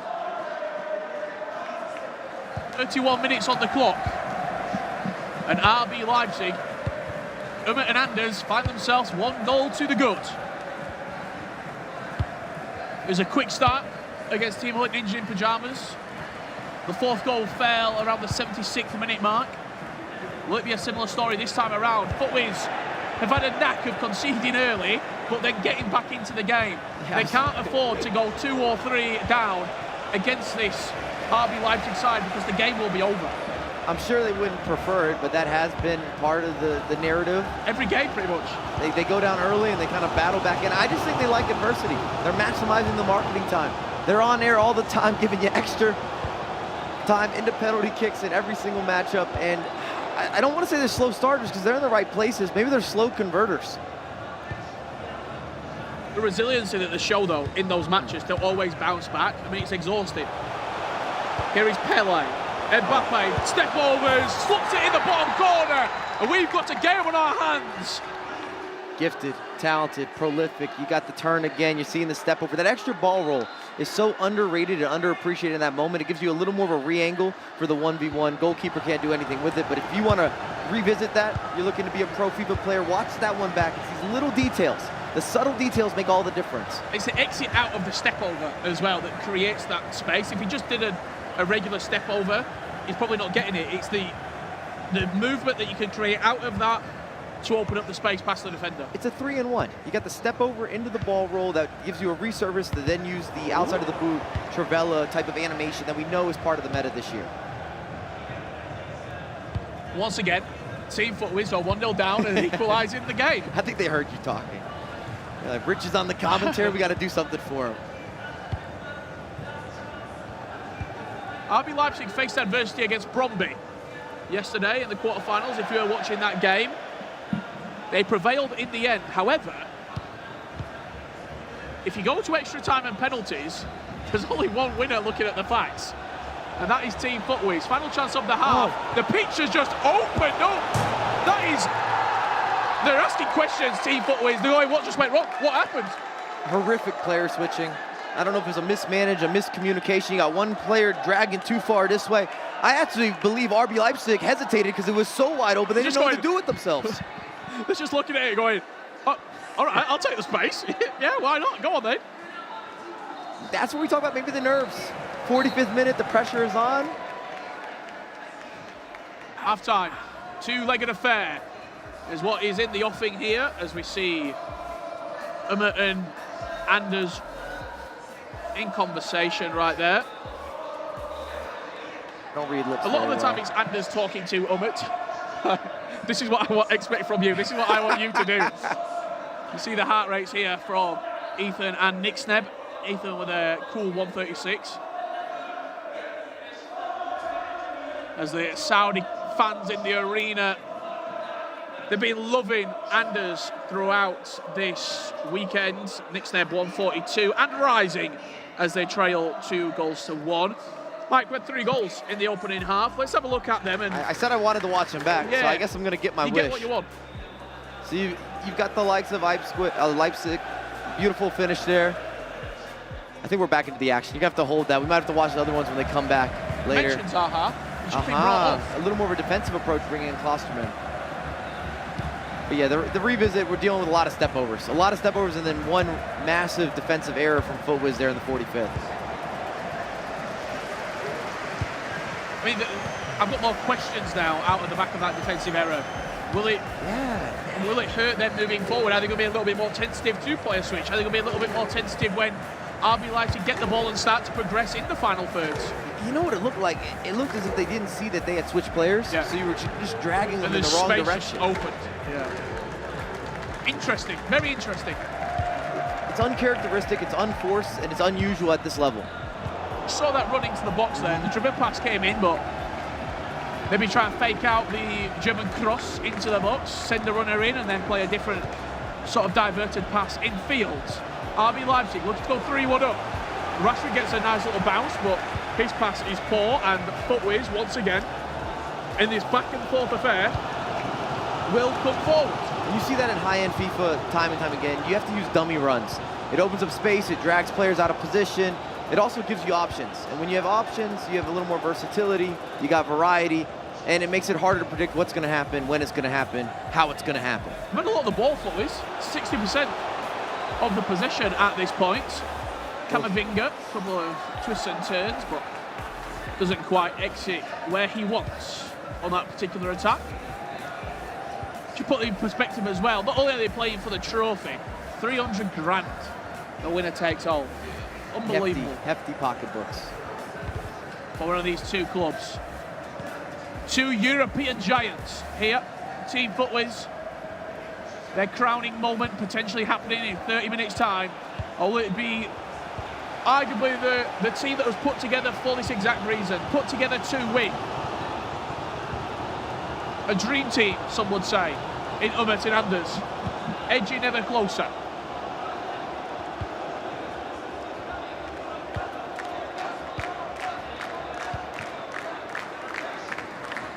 Everything's going through that midfield at the moment. Constant switches of plays, constantly just trying to wait for a mistake, wait for a player to be pulled out of position here. Our Team FUTWIZ, just like that, as Pele finds the ball fired into him. Unfortunately, he can't turn quick enough, and RB Leipzig come forward through Kylian Mbappe. These teams might have more in common than we like to admit. They both love a 4-4-2. Both of them have the structured player that has more 1v1 experience, more 1v1 success when you're looking at Ethan and Umut. And then both of them have that creative maestro type. A little more unpredictable when you're dealing with Nick Sneb or Anders. A spark out of nowhere that can ignite. As you see, once again, Frenkie de Jong on this occasion, piling into the box. Team FUTWIZ have held this ball for maybe 10 minutes here. But once again, they just can't quite breach that final line of defence. The midfield drops back, the defence sits relatively firm, and they're unable, once again, to penetrate and create any sort of good chance. It's easier said than done. We're not seeing a lot of press from Leipzig here. They're doing a lot more of that sitting back. They're covering the passing angles. And they're letting FUTWIZ have the ball out wide. But again, you're not scoring goals there. And they're not a team that really whips in a bunch of crosses. They've had some moments, but I wouldn't say it's part of their organic programming, not their bread and butter, not what they're looking to accomplish as a first option. If you start seeing crosses being played into the box, Team FUTWIZ have gone to plan C, plan D. No more bread and butter, more hot chili. You see beautiful use there on a side note of the player lock. Hard to do that, even more difficult, I would say, in a 2v2 because you have so many simultaneous movements.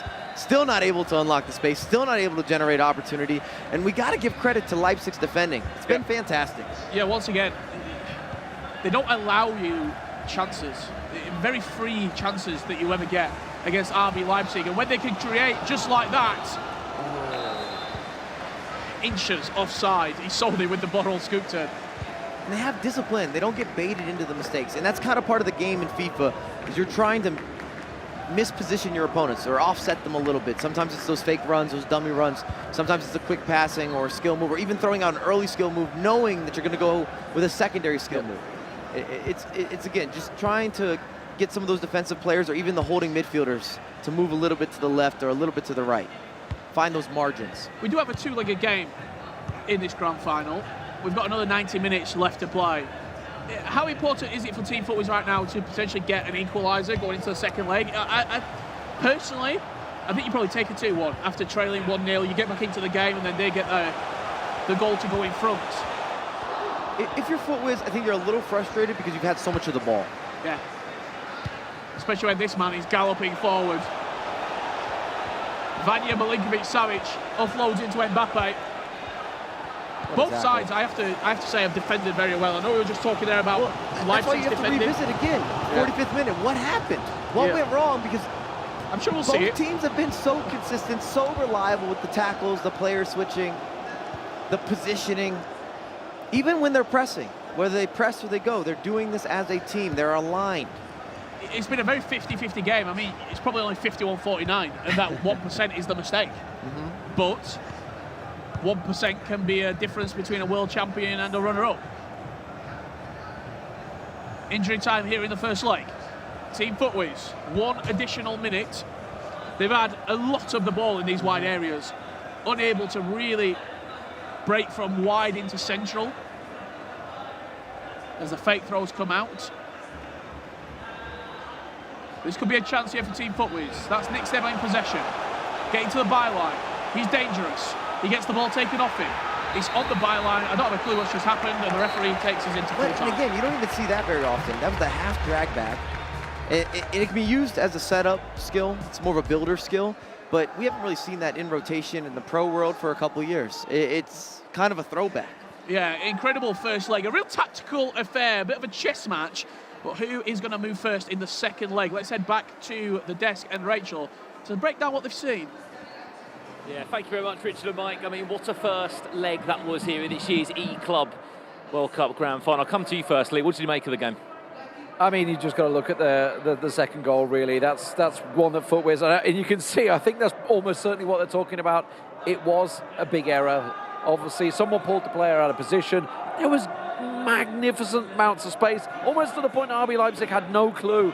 Like, hang on a minute, is this offside? It has to be offside, surely. No, goal. And in terms of the response time, Alex, when they went 1-0 down, we're seeing the first goal again on the replay. 30 minutes in, Anders Vergang opened up the account. They responded early, they responded quickly, which was key, I think. Definitely key. That's what you need to do against this RB Leipzig team. And it's what FUTWIZ have been used to throughout this whole tournament, just constantly going behind, but always fighting. That there from Ethan, that ball roll, to take up that angle, to go for that outside the foot shot, was outrageous. The composure on that to be able to do it. But in this here, you see Nick Sneb on that orange cursor, the circle, just moving Diaz completely out of position, not where he wanted it to be. The goal went in, and I think Ethan looked at his teammate and just went, what went wrong? What happened? And in terms of how we are at now then, one leg down, certainly still a lot more to come in this one, Aga, but for Team FUTWIZ, what did you make of the game overall? I think they did really, really well. Didn't allow a lot of chances, and they still asked questions to RB Leipzig's defense. So, I mean, they're definitely in this. It was the matter of that one mistake that separated them, but they have to be very cautious on these counter-attacks, and I think you can explain a little bit about that, Alex. I was just about to say, off your point there, compared to that semi-final with Team Hullet Ninjas in Pyjamas, they were 4-0 down in that first leg. Right now, for Team FUTWIZ, it's 2-1. They're giving themselves a very, very good chance to take the second leg to RB Leipzig. A completely different sort of story to what the semi-final you commentated on, Lee, when it was all RB Leipzig in one leg. Yeah, absolutely, and obviously it's the first time we've really seen Anders and Umut being vocal with one another during the matchup, obviously during the goals, during everything. So it seems that, you know, they're definitely trying to make sure they know the pressure is on them now. They have that goal lead, and for Umut, obviously he's been here. He is the world champion. But for Anders, this is his moment. This is where he's going to put his name out there. His name's out there, but this is like almost the achievement, effectively, that goes alongside it. So many times we've talked about great players that have just never quite won something. This is his moment right now. We're on the side of RB Leipzig, Aggie. 90 minutes away, Anders Vergang at 17 years of age from his first World Championship. Yeah, I mean, you can definitely see on the pictures the leadership he's actually taking. He's pushing Umut, and I mean, he knows they're getting close now, and they will try to seal it off now. Well, we can't wait for the second leg. Who will be crowned this year's FIFAe Club World Cup winner? For now, it's back to Richard and Mike. Thank you very much, Brandon, Aga, Alex and Lee. Great stuff there, bringing us their thoughts after, you could say, the half-time whistle here, Mike. I'm sure everyone in attendance is loving the action as well that they are seeing. Anders and Umut 2-1 up, but it's so open, this game still. I mean, FUTWIZ can score a goal in the first 2 minutes, and it's... One goal is nothing in FIFA. We've spent a lot of time in this space, from commentary to the desk work to analysts to watching to playing, you name it. I do think it's important that FUTWIZ, and it might seem kind of straightforward, that they get the next goal. You don't want to have a 2-goal spread and try to battle back against a team like Leipzig, which, again, we talk about their offense a lot and we give it so much credit, but defensively, they've been so sound. They're not breaking rules. They're following fundamentals. The way that they're reading the game plan that they have, I've been so impressed defensively, what we've seen today from RB Leipzig. The thing that RB Leipzig do better than most, and this is also in a solo perspective for Umut and Anders, when they get in, very rarely you won't play well in a game. When you're in that good spell, you'll have a spell of maybe 15, 20 minutes in the game where you're like, oh my God, I'm winning every second bounce.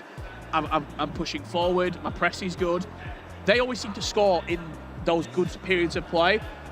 Team FUTWIZ, if they have a period of play where they are playing well and they're in control of this game, they have to capitalise on it. They have to score in that period of play. If not, when RB Leipzig get 5-10 minutes, they might score 3.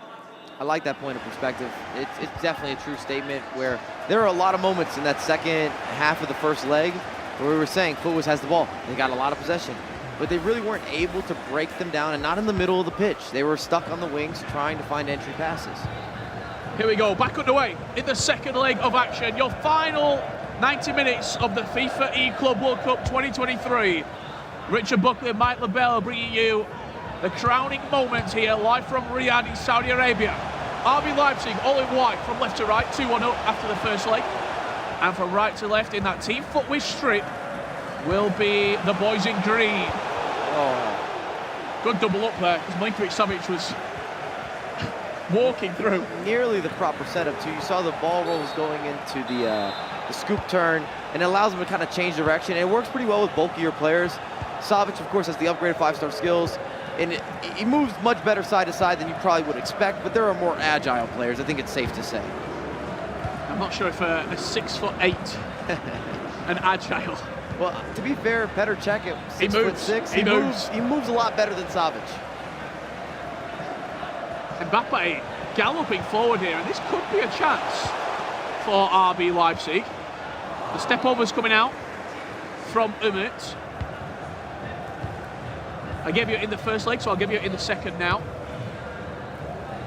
The turquoise icon in possession right now. That will be Nick Snebb. Dark blue Ethan on the other side for the leaders in this matchup. That's Umut defending there with the yellow icon. And Anders in red. Track back that tough. Henry left wing back. Yeah, go on then.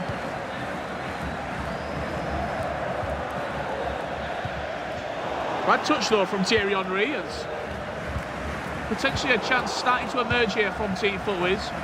I'd like to see him just be a little bit more quick in their attacks. I'd like to see more central, even from the center mids trying to feed those attackers. And maybe that's why they're trying to avoid it right there, is there's mistakes in space. But you do have players that move well side to side. Look at De Jong here. De Jong can find that entry pass. I think it makes you a little less predictable, gives you more options. Again, you're trying to vary your gameplay as much as possible. But you also probably know that RB Leipzig might have the best press in the business. So as soon as that ball goes into De Jong, you're going to have two players on his back looking to counter-attack. Here is the man we were just talking about, Frenkie de Jong, linking into Bruno Fernandes. What does he have on the edge of the box? And again, he just runs into a white shirt at the back. Again, Leipzig does such a good job of having the one striker and then being able to feed the additional overlapping runs and finding those guys so consistently. And everyone's getting fed just there as Marcus Rashford linking up in the final third. If you play a lot of FIFA too, you know the difficulty when you send it to that striker, he's surrounded by 4 or 5 bodies, to be able to find that through ball, that release pass, not have to go all the way back and have a full recycle. There's a certain gift, there's a certain talent to being able to establish and have that vision. All 4 players on the main stage locked in.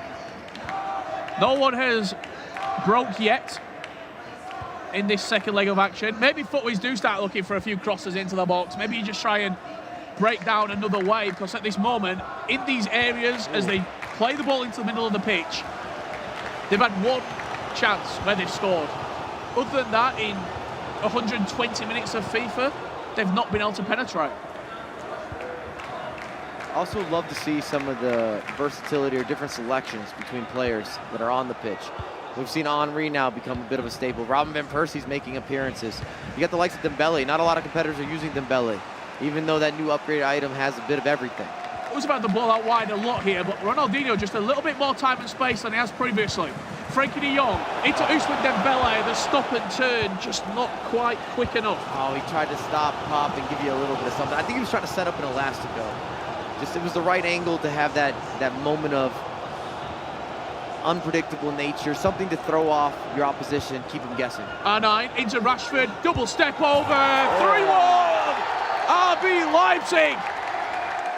And to your point, Rich, once they get there, they know what to do with it. Step over is beyond elite. We know that Anders is known for it. The double scoop, the double piece, a lot of scissors. You're cutting, you're slicing, you're dicing, and then you have so much time to hesitate to kind of take a glance, almost a quick glance. You bought yourself a half second. Maybe it's not hesitation, it's slight hesitation, just to know where to go with the goalkeeper. I've been more impressed from RB Leipzig, the team that is free-flowing, scores so many goals in their defensive work than I have offensively. I mean, watch it back. They've not allowed FIFAe anything in this tie. They had one chance where Ethan popped off a little double step over, created the space, the ball rolled to make the angle, and he slotted away. But other than that, it has been a back five, solid. It's all out wide. It's all out wide. And you're happy for it to be there? I'm a FIFA player that goes by the percentages, and I'll let you have the ball out wide all day before I let you have the middle of the pitch. Bruno Fernandes, once again, having to go out wide. That's the only player that's on. Frankie de Jong, his pass intercepted. We haven't talked about the Socrates, also new to the rotations. Ooh, could be a chance here. It's fallen nicely for Team FIFAe. Double step over, creating the space. Great block from Fantastic Michael defense. Ballack. You had so many different things happening there. They don't misstep. They don't shift the bodies. See if they could generate something for the corner kick. Everyone's invested in this game right here. We saw Alex Anago watching intently as it's whipped into the blocks. Doesn't quite fall to Virgil van Dijk. Camavinga once again floats into the back stick. It's the wrong player to Dembele. That's why you need a Van Dijk. It's the wrong matchup. But these are those little instances that are that important. You have to play what's in front of you. You have to play the percentage. You know you have a bad matchup there. You've got to go for something different. Look at this back three. Michael Ballack. Buffon. Also brand new item. Yeah. Highly regarded, highly rated. They just play with each other. If you're confused at home, there's been a lot of shapeshifter goalkeeper items introduced, and they are remarkable. They're different. You're going to see Neuer scoring goals potentially. Petr Cech off the bench as a super sub, now a striker. Savic, arguably the best defensive midfielder in the game. Hugo Lloris played the strings at centre mid. Hugo Lloris, it moves almost like a point guard or a shooting guard in basketball. His side-to-side movement, it's unbelievable. His responsiveness, you can't make this up. 45 minutes left for Team FIFAe. You'll see Martinez in some teams. Another center back sitting option. At centre half, yeah. To salvage their Club World Cup. Ethan has been at this exact point before in his career. 2020, they lost a penalty shootout, himself and Resende for Team 11s against Complexity. We've had one goal in the second leg, and this is how it fell. Oh, there you see it. Just step over that carries you into the right place. And once you're there, you know what to do with it. Rashford has been phenomenal for them. I think there's a lot of debate on using Rashford over some of these options. There's a lot of subjectivity with player choice. And the discussion that we saw there from the likes of Nick Sneb and Ethan, I think they were asking or discussing as to when they should go for it. When do you want to make that tactical adjustment? When do you want to go for the additional pressure? We don't really see Denman behind him, their coach, get as involved with some of the tactical breakdowns. Hey, motivational. Yeah, he is more of a motivational coach. Team FIFAe, 2 goals to potentially cause some drama. A lot of time to work with. I mean, if any team, any club's going to do it, it is Team FIFAe. They have been must-watch television here at the Club World Cup. 2 penalty shootout victories, a last-minute winner against Atlantide Waves. On the other hand, RB Leipzig, couple of more comfortable matchups. A memorable tie versus Team Bromby, which has found them here to the grand final. FIFAe come forward once again. Fantastic chase back there from RB Leipzig as well. I thought they were going to have a break. There was no space. Bruno Fernandes trying to unpick something in this defence. Can't find the key on this occasion. And once again, RB Leipzig more than happy to see this clock tick down. Mbappe. A 4th goal surely kills the game.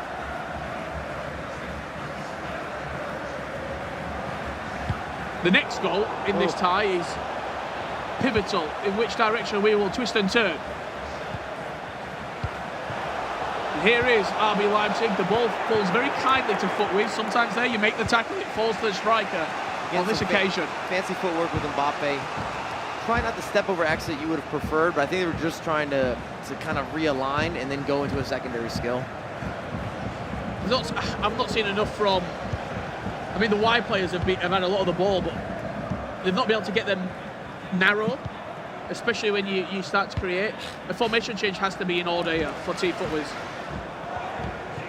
Hopefully you don't make that formation change.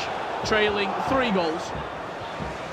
If you asked me at the beginning of the year, the starting midfield of RB Leipzig would be Savic, the goalkeeper.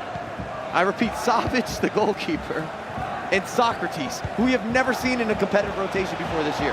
Chance here for Team FUTWIZ. Driven pass into the box. That's unlucky. They'd used the player lock. Just kind of an unforced error on the layoff. They conceded a goal just like that against Ajax, where it went straight on the goalkeeper. It's kind of a hit and miss. You're trying to whip it in. You're getting that extracurricular, the driven pass. Anytime you use a driven pass, you do take a little bit of a risk with accuracy. You're trying to get a little more of that additional whippage. But I thought by adding the player lock in and then using the driven pass, you're minimizing the doubt. Yeah, it would be hitting the foot. And it wasn't even close. It was off by 5-6 feet at least. You can see the changes here that have been made. I think there's still in the 4-4-2. Maybe they're going to go with a press after possession loss. What are we in, the 65th minute? Pogba has to come on. He's been pivotal in a lot of these games. He is going to be introduced. Yeah, Pogba up front with Pele, and Mbappe's maybe going out Messi wide to the wing. We haven't seen Messi really getting minutes like that. Get Lloris on. Lloris has made such a difference for so many teams. You start to ask or start to question, maybe it is his time to shine. It's going to be Henry and Pogba, both brought on here for Team FUTWIZ. They're just setting up a couple of different instructions as well. So if you're wondering what they're doing, this might be the formation they're playing with, and then throughout the game, a multi-switch. It's looking like a 3-4-1-2, and then a 4-4-2, but a more aggressive 4-4-2. I don't think it'll be as flat or as defensive as we've been seeing with this 4-4-2, and I'm expecting them to stay with the 4-4-2 maybe for the next 5 to 10 minutes. It looks like they were already setting up their secondary swap. The wide players, they've been involved, but in the wrong. You want them coming in field. Being that extra pass at the back post. Instead, they've just been stuck out wide with no real help. Pele gets the ball robbed off him. And RB Leipzig maybe thinking for a fourth, maybe thinking try and kill the game. If I know Hernandez, it's a fourth, followed by a fifth, followed by a sixth. It could be right around the corner as Ronaldinho, he hit him as well with that reverse elastico. Oh, double cute pause as well. I don't think either team likes what they're seeing.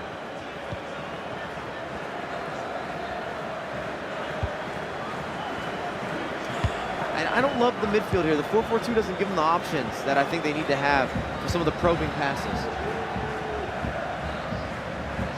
They find themselves out wide if you're looking at FUTWIZ, but they're not crossing. They're not whipping in crosses. They're not getting the advantage of having that additional wing play. This could be that advantage. Paul Pogba off the bench, green timed off the post, the rebound straight into the hands of Edwin van der Sar.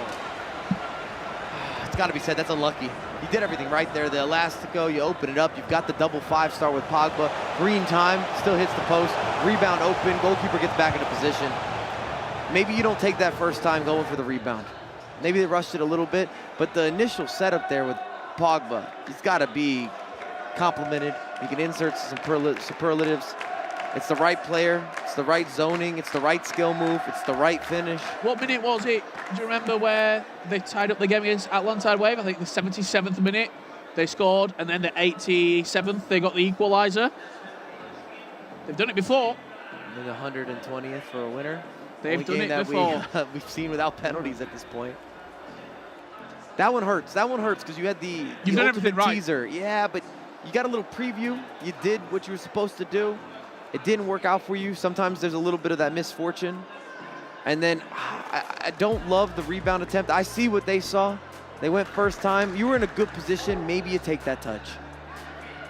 If you're leading, if the roles are switched, RB Leipzig take a touch.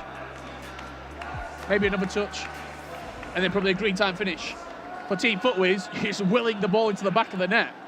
And you can see here Leipzig as well is into the classic 5-4-1, going with more of that defensive approach. You're going to look for a lot of those swinging side to side with Klosterman and Davies as easy outlets, and then of course if space opens up, overlapping runs. They've done such a good job with a lot of the supporting runs. You find RB Leipzig get the ball up to the striker, holds it up slightly, and then you have that outlet, you have that release out wide. Pogba at left mid, maybe going to be used more for his defensive work here. I think more so for lobbing the ball to him as an outlet. It's a safe outlet, he'll win the header.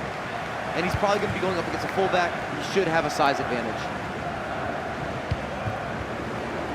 Team Footwiz, 13 minutes on the clock, 2 goals needed.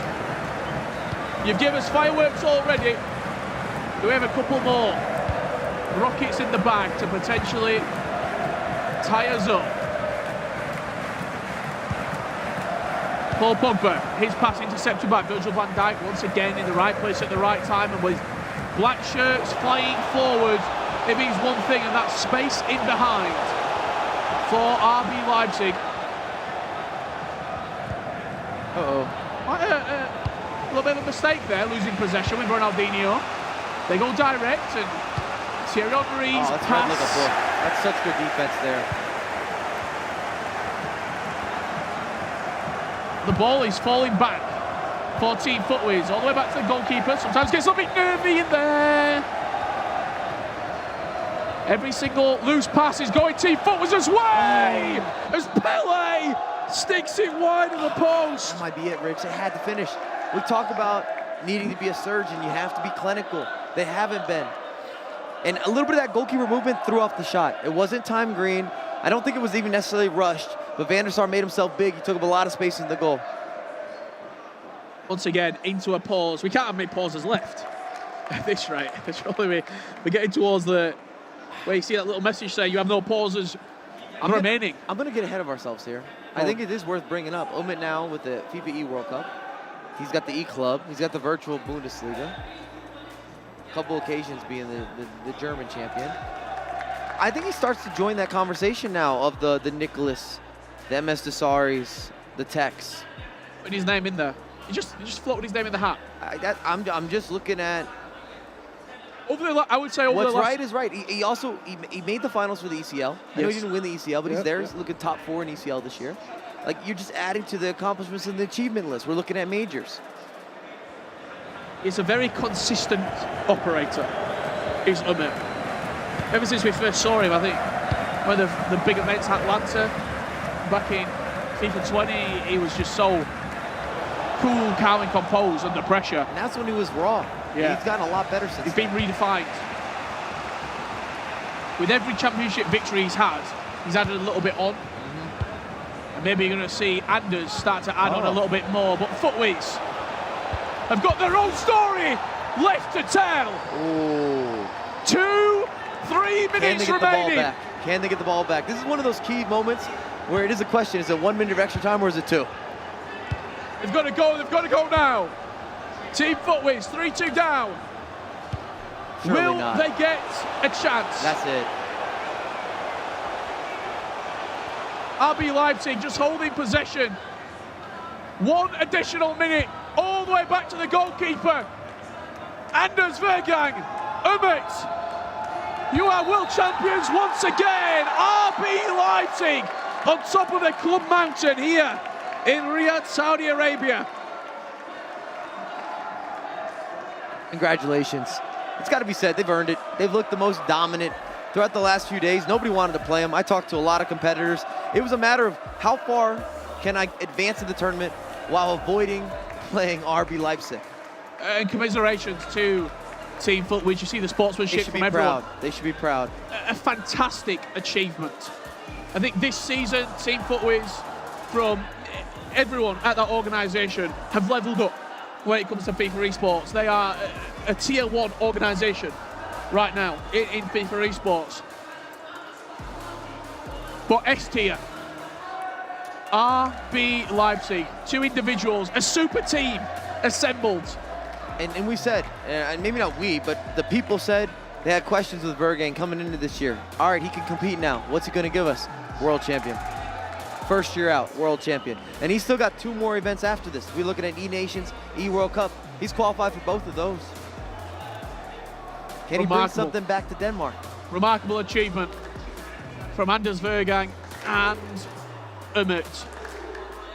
RB Leipzig invested in this team, invested in the club, invested in Anders, and they're starting to see the benefits for all that hard work behind the scenes. It comes down to infrastructure as well. When you look at investment, I've had the luxury of spending a lot of time in Leipzig. They've built out their own production studio. They're training the guys with esports. They're developing talent. They've got creators. They've got coaching staff. They have people in production. You could easily argue they have the best players in the world here when you're looking at guys that they also found. It wasn't as if they just bought into them.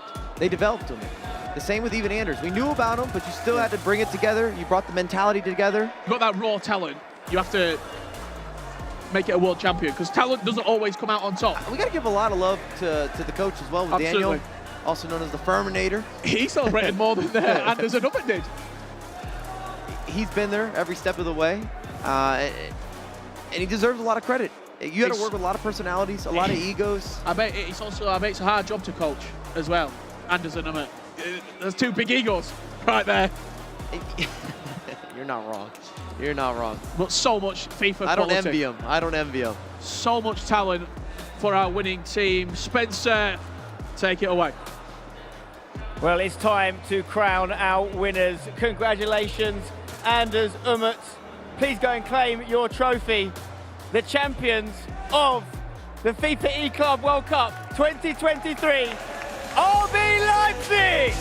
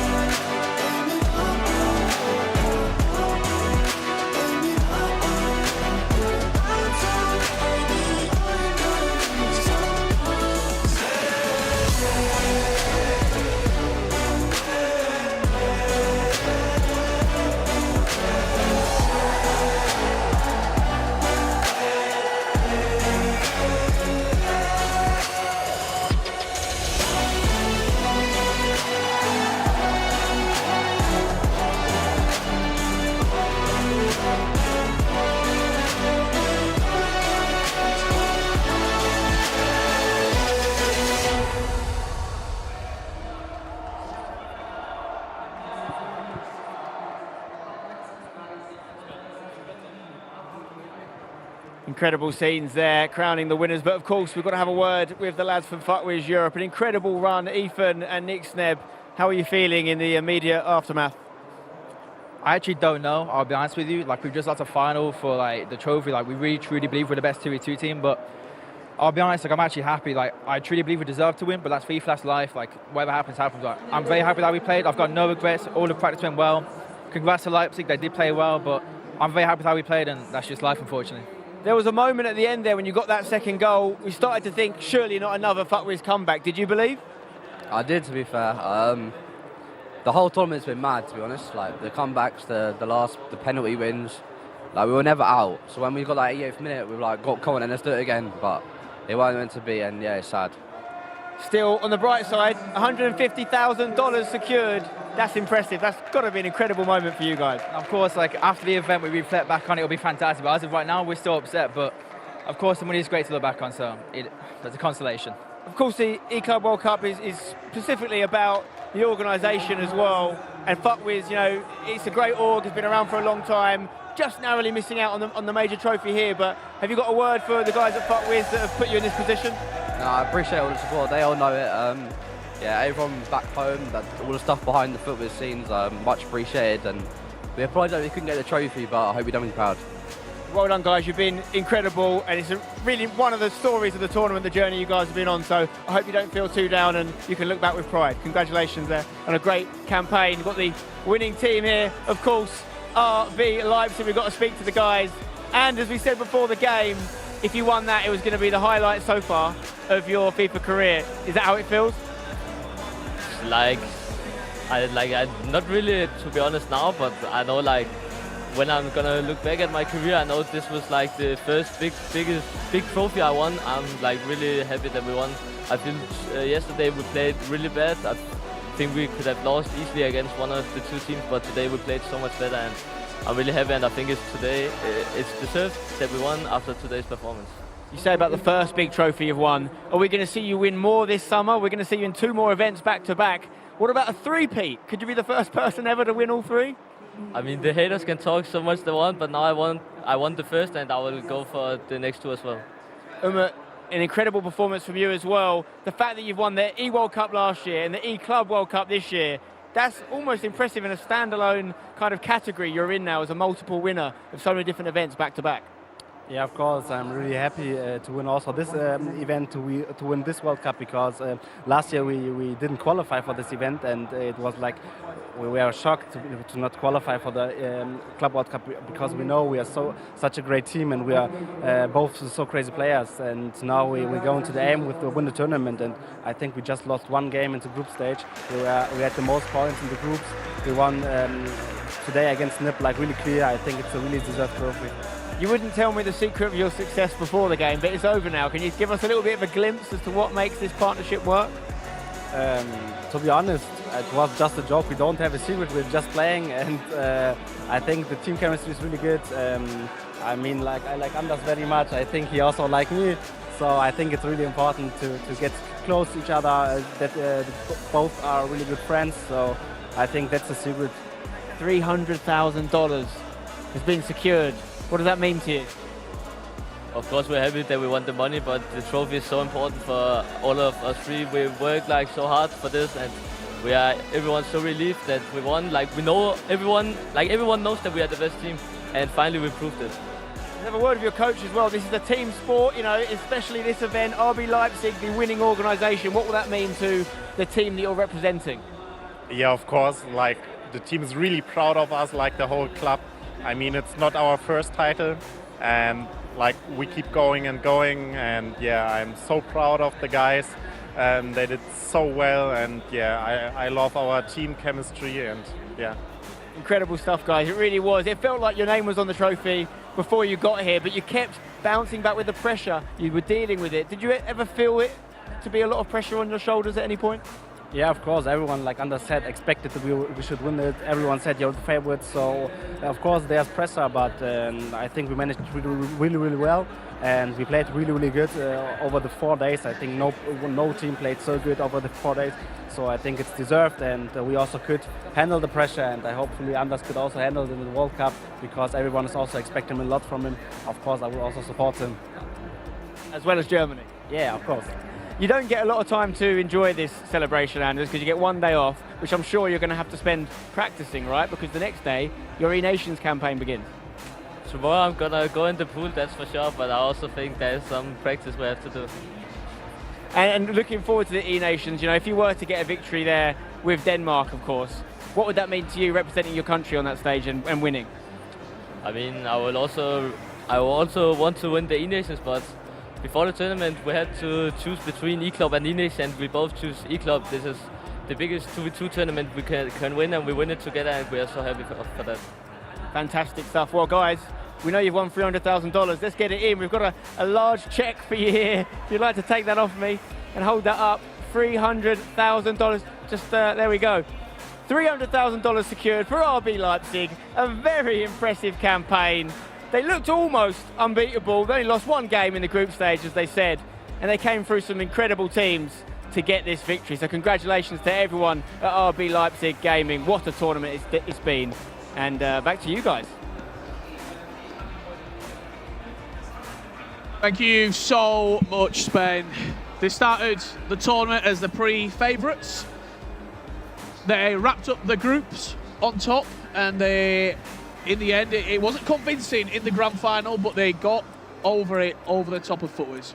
As a FIFA enthusiast and someone who loves esports in general, I'm happy to see these guys get the victory. They've deserved it. They've been consistent throughout all the days. They weren't dropping games. They were able to adjust. They were able to pivot. They gave you the reactions, the goals, the defensive, the big moments, all encompassing. Congratulations. And I thought it was interesting that mentioned this was a more important 2v2. The E-Nations. I don't know about that. We'll have to wait and see. I don't know about that. Well, the good thing we've got, not one to wait. Mike, we'll be back in a couple of days' time to see how Denmark and Germany do get on. The Club World Cup has wrapped up. From myself, Richard Buckley, Mike LaBelle. This is from the commentary position. Let's head over to review the tournament with the guys at the desk. Thanks, Rich. Thanks, Mike. I mean, guys, we're looking at such a glittering duo. I'm going to say trio as well there with Daniel, the coach, of course. But 3 world titles amongst them at the moment.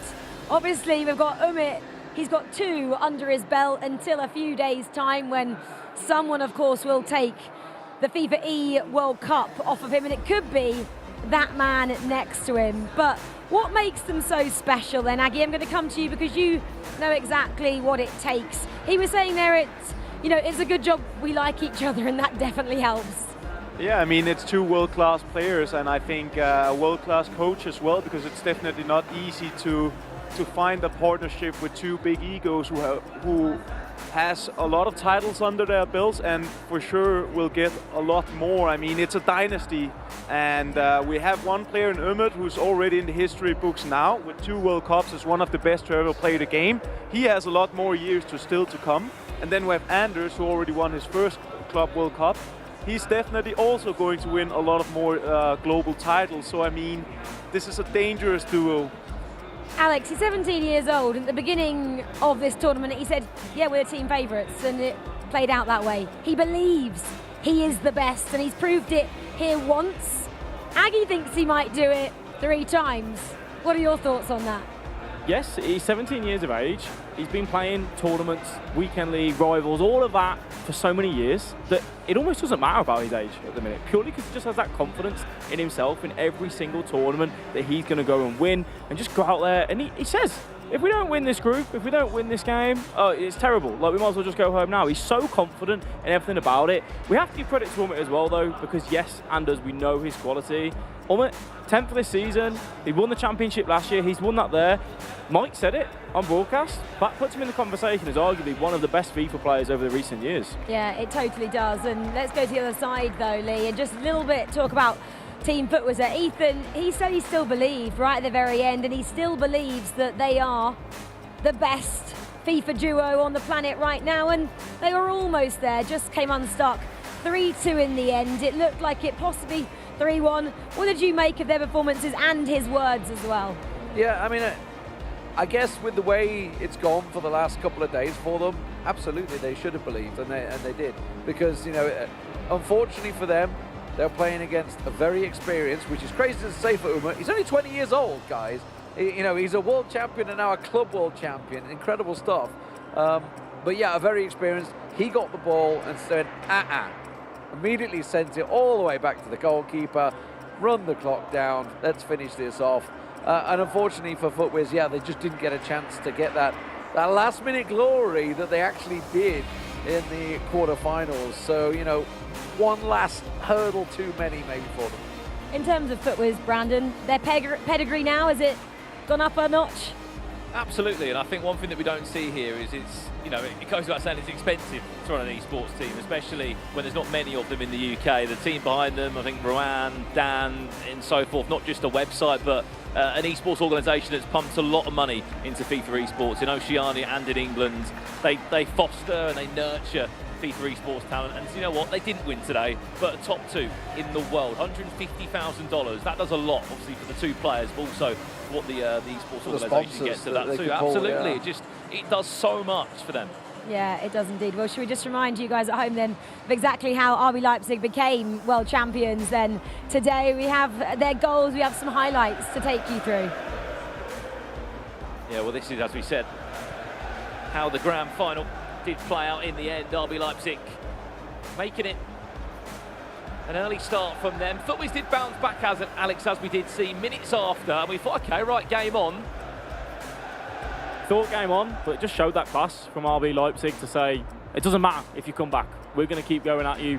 Just before the stroke of half-time, the defending, we know, Nick Snebb and Ethan are going to be looking at that and saying that was a vital moment in that game. To give up a goal that easily with that centre-back just leaving the attacker pretty much in all that time, all that space, and then it really kind of put the tie in that favourable position for RB Leipzig, taking it to 3-1, 33rd minute of that second leg.